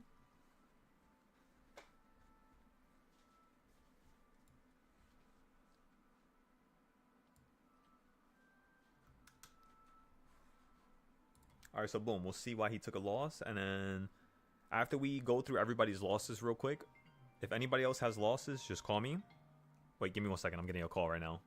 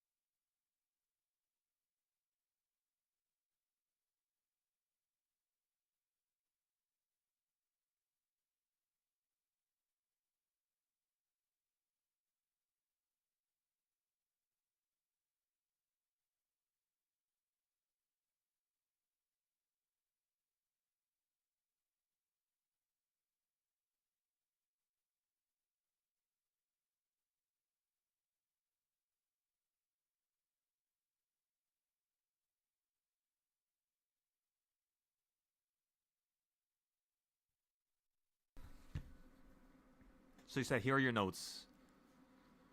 So you said you guessed you were waiting for number 4. Okay, so your old you would have sold out right after seeing the long 3 candles. I have no indicators of what is happening. DCA. 30 minutes left. Risky play. Bought in too early. Got it. Okay, so perfect. So now for tomorrow, what you want to do is you want to have those notes. Everything you just spoke about that you could have improved.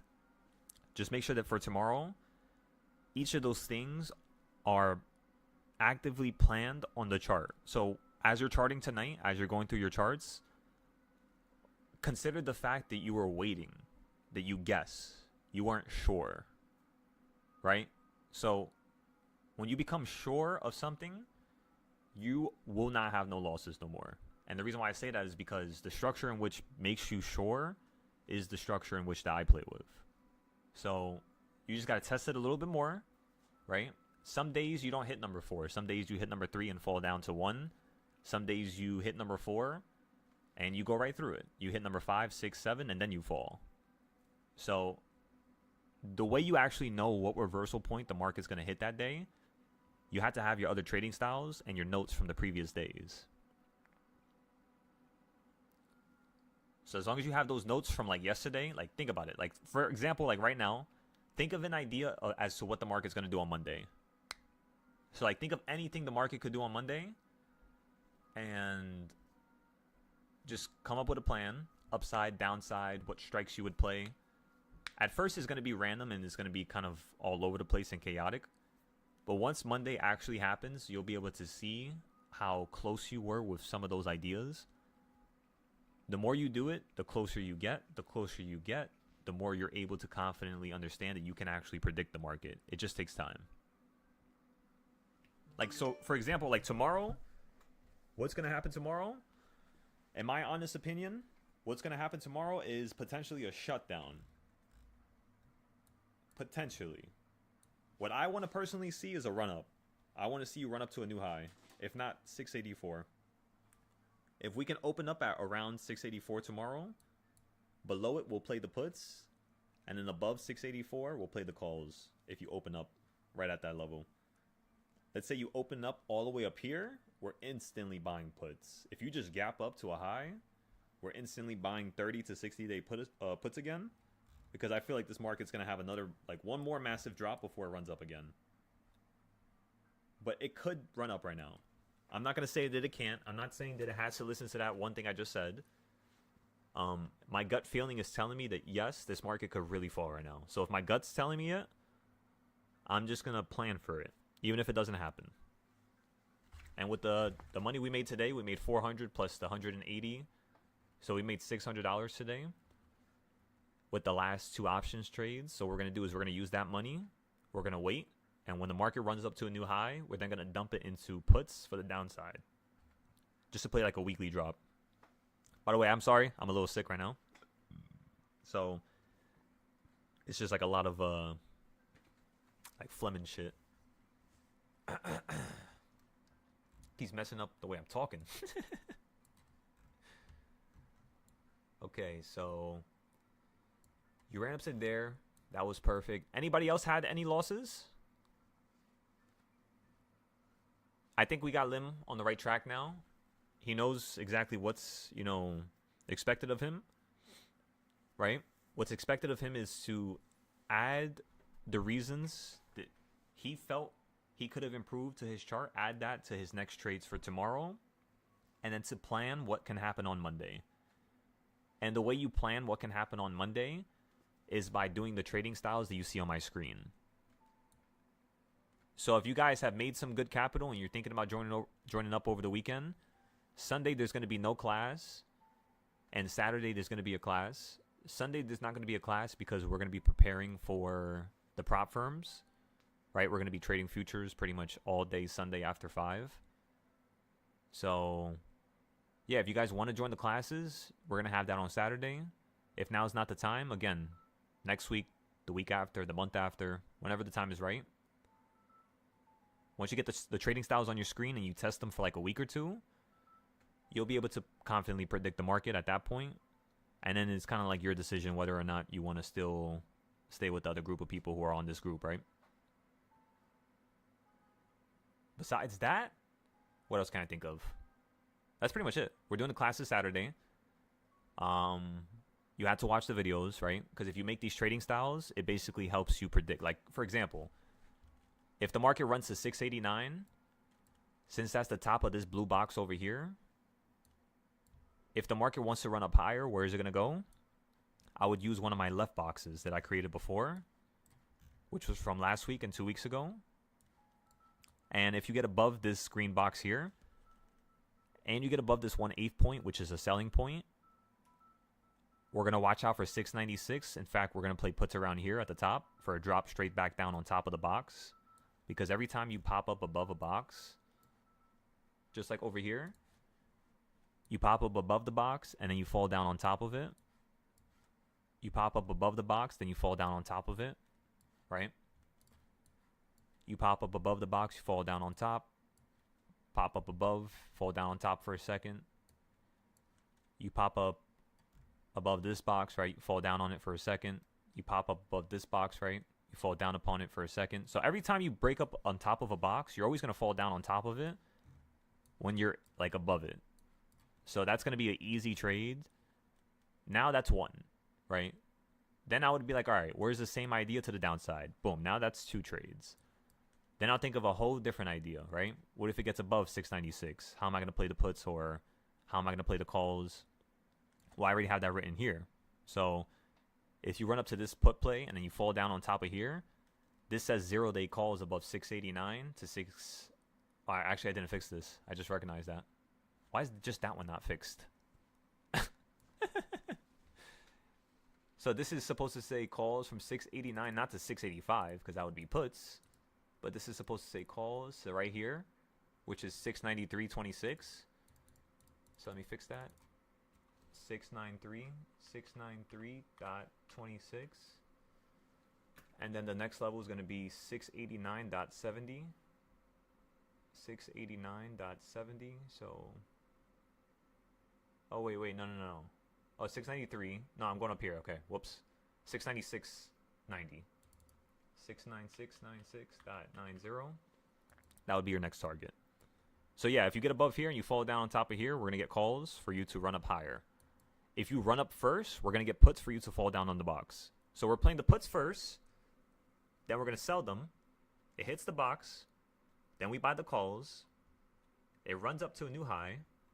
Then we sell the calls. We get more 30-day and 60-day puts. It falls down. Then we play 5 days for a couple days. Then it goes down to a crazy low. Then we play the 0 days so that we can, you know what I mean?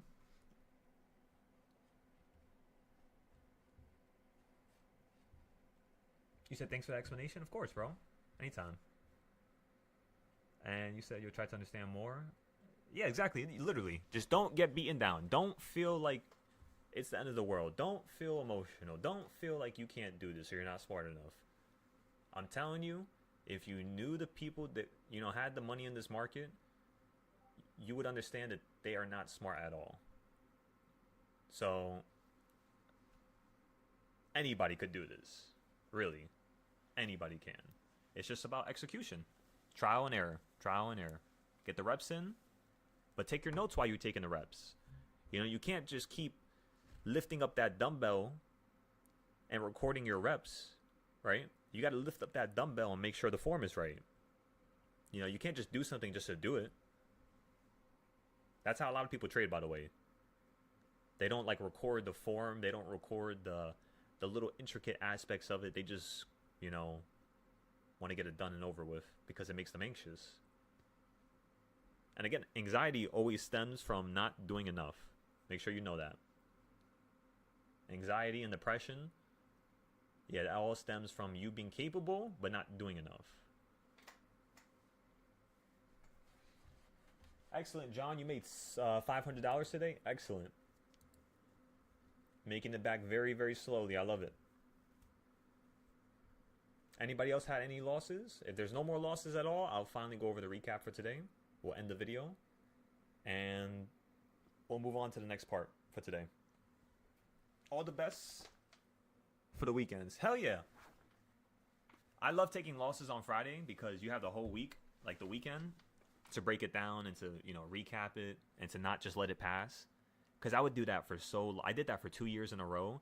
That was why when I lost all my money the first time, I couldn't get back to that same like level, and I didn't get back to that same level for that next year that followed. It was because I just never wanted to break down my notes. If I would have broken down my notes that first year, I wouldn't have also suffered that first year. I would have not suffered the second year as well, because that second year was even worse. So yeah. You said you guess with $7 you need to wait for the last minute scalps? Exactly. But there's two positive things that come with that. One positive thing is that you're going to be watching the market the whole day, and you're going to be able to have an opportunity to see how the market fluctuates and how the momentum is carrying itself. So you'll be able to get a quick little scalp on one of the reversal points or one of the fractions. What I want you to understand is that because you're going to have to wait so long, if the market never gives you an opportunity, you're never going to be able to buy that day. But that's what I want you to start learning. Start learning the process of being able to understand whether or not you should buy that day or you should not buy that day. Should you buy at 9:30 or should you just wait like how I did today for 11 o'clock for the contracts to get stupid cheap? And then I was literally in the play for like 5 seconds. I didn't have to average down. I didn't have to fight back. I didn't have to. That's how the later plays are. They're a little bit easier. The earlier plays, they're a little bit harder, a little bit more unforgiving because the market has to consolidate and lose value. Because when you open up, it's usually at a crazy value. And then throughout the day, you're losing that value, right? So it's like in the middle of the day, as you're losing the most amount of that value, around like 12 to 1, it's like the best time to trade. Because while the market's going up, you're still losing value. So you might as well let the market run up. Let it fall down to a point that I know that the market could react to and buy off of that point. Not just try to hold it just because I know the market's running up. If that's the case, I got to be inside of a 5 to 20 day play. If I'm not, well, then I'm not prepared. I'm going to have to miss this jump here and go for the next one. And that's what you guys need to tell yourselves. So if you only have $7 right now, you're going to have to wait for the last hour to 2 hours for Monday and try to see if you can make it work. Make it happen, brother. I believe you can. Every single one of my students here believes you can. If I ask them the question, I'm sure I know what they're gonna say. Especially if I tell them that you did your charts and you're sending it to me on a social platform before you even join the Discord. Come on now. You're getting them fired up now. So I thank you for that. Just keep it going, bro. Keep it going. Remember, trial and error. Don't stop till the wheels fall off. Don't stop till you're on the boat. They cost millions of dollars. Not because it's yours, but because you're traveling to a destination where you're going to hold a nonprofit to help millions of people, right? I'm not trying to say that life's about materialistic items. It could be about materialistic stuff and you still helping people later on, but just at a higher level. That's it. Rags to riches, everybody. Absolutely rags to riches. Come on now. It's a better story, too. I don't like the story where I had 10K, 20K, and I was given that by a person, and then I turned 10, 20K into 100K, and then I turned that to $1 million. That's not a good. That's a weak story. Because there's other people in the world that are alive today that don't have 10K, and they're not going to be able to save to 10K. So you got to be able to help them. Once you apply to all people, now you're truly true. A lot of people that are teachers, they only want to apply to a certain group of people, and it's something you can't do. It's like an undisputed error that people make all the time.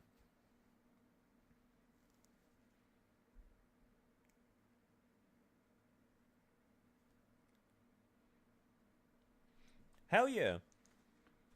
I swear, again, you guys may call this dramatic. You guys may call this like corny and childish.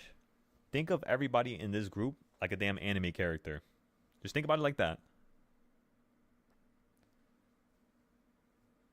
If you see how these characters go above and beyond to train and to get that power and to save the world and to rewrite, something that's supposed to be rewritten or serve justice, or you know what I mean? You guys see how those anime characters go above and beyond, how they'll give up their own body to be able to change something for the better and for the greater. Come on now. That's what we are here.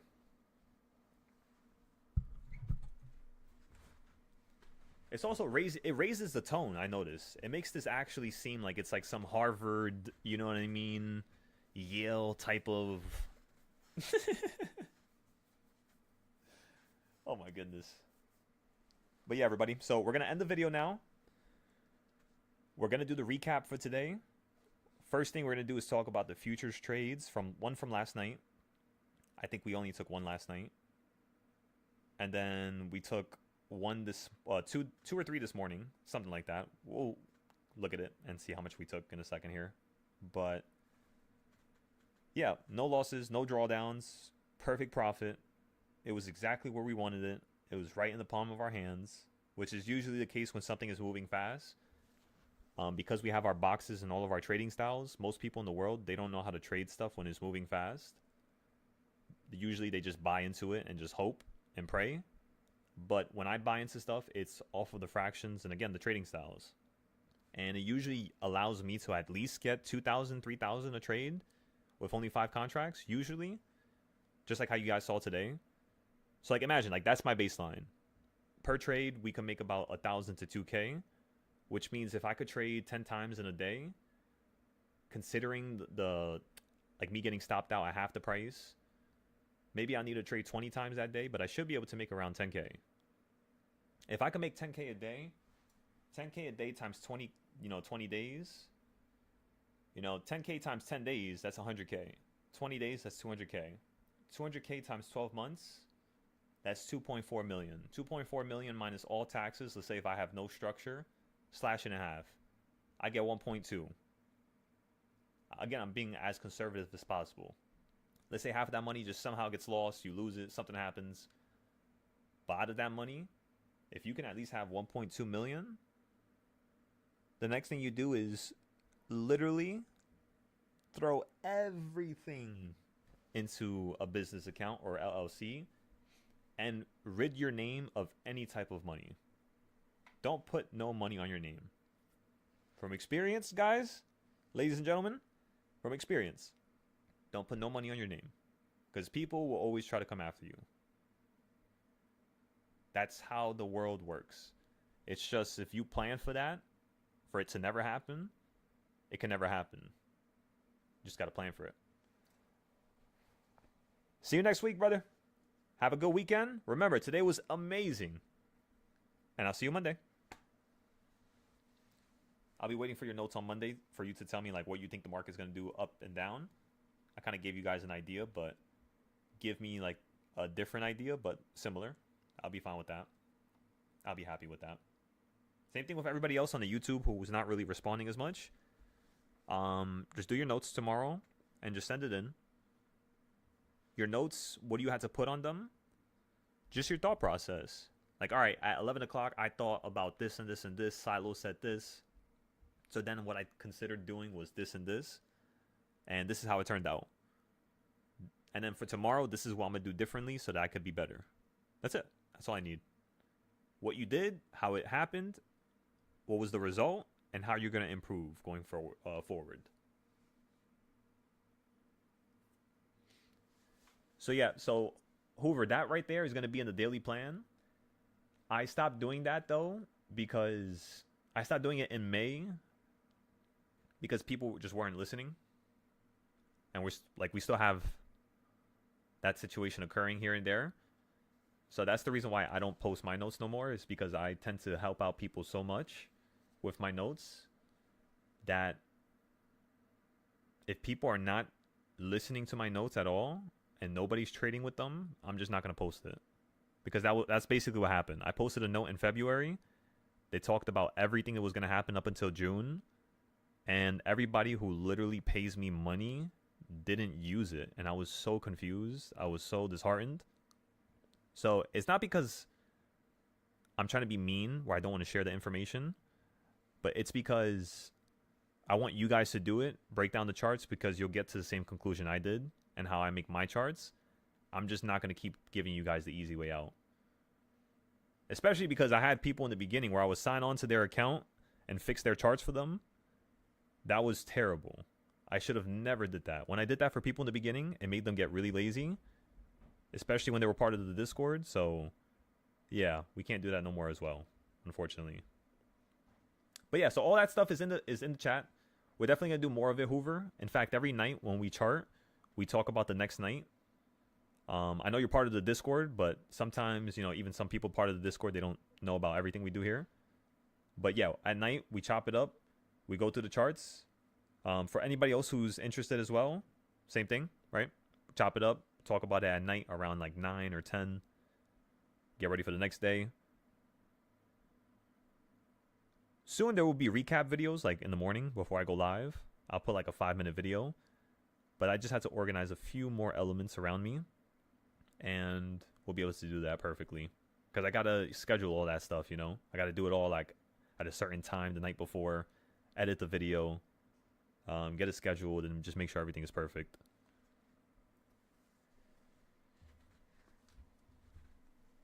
All right, ladies and gentlemen.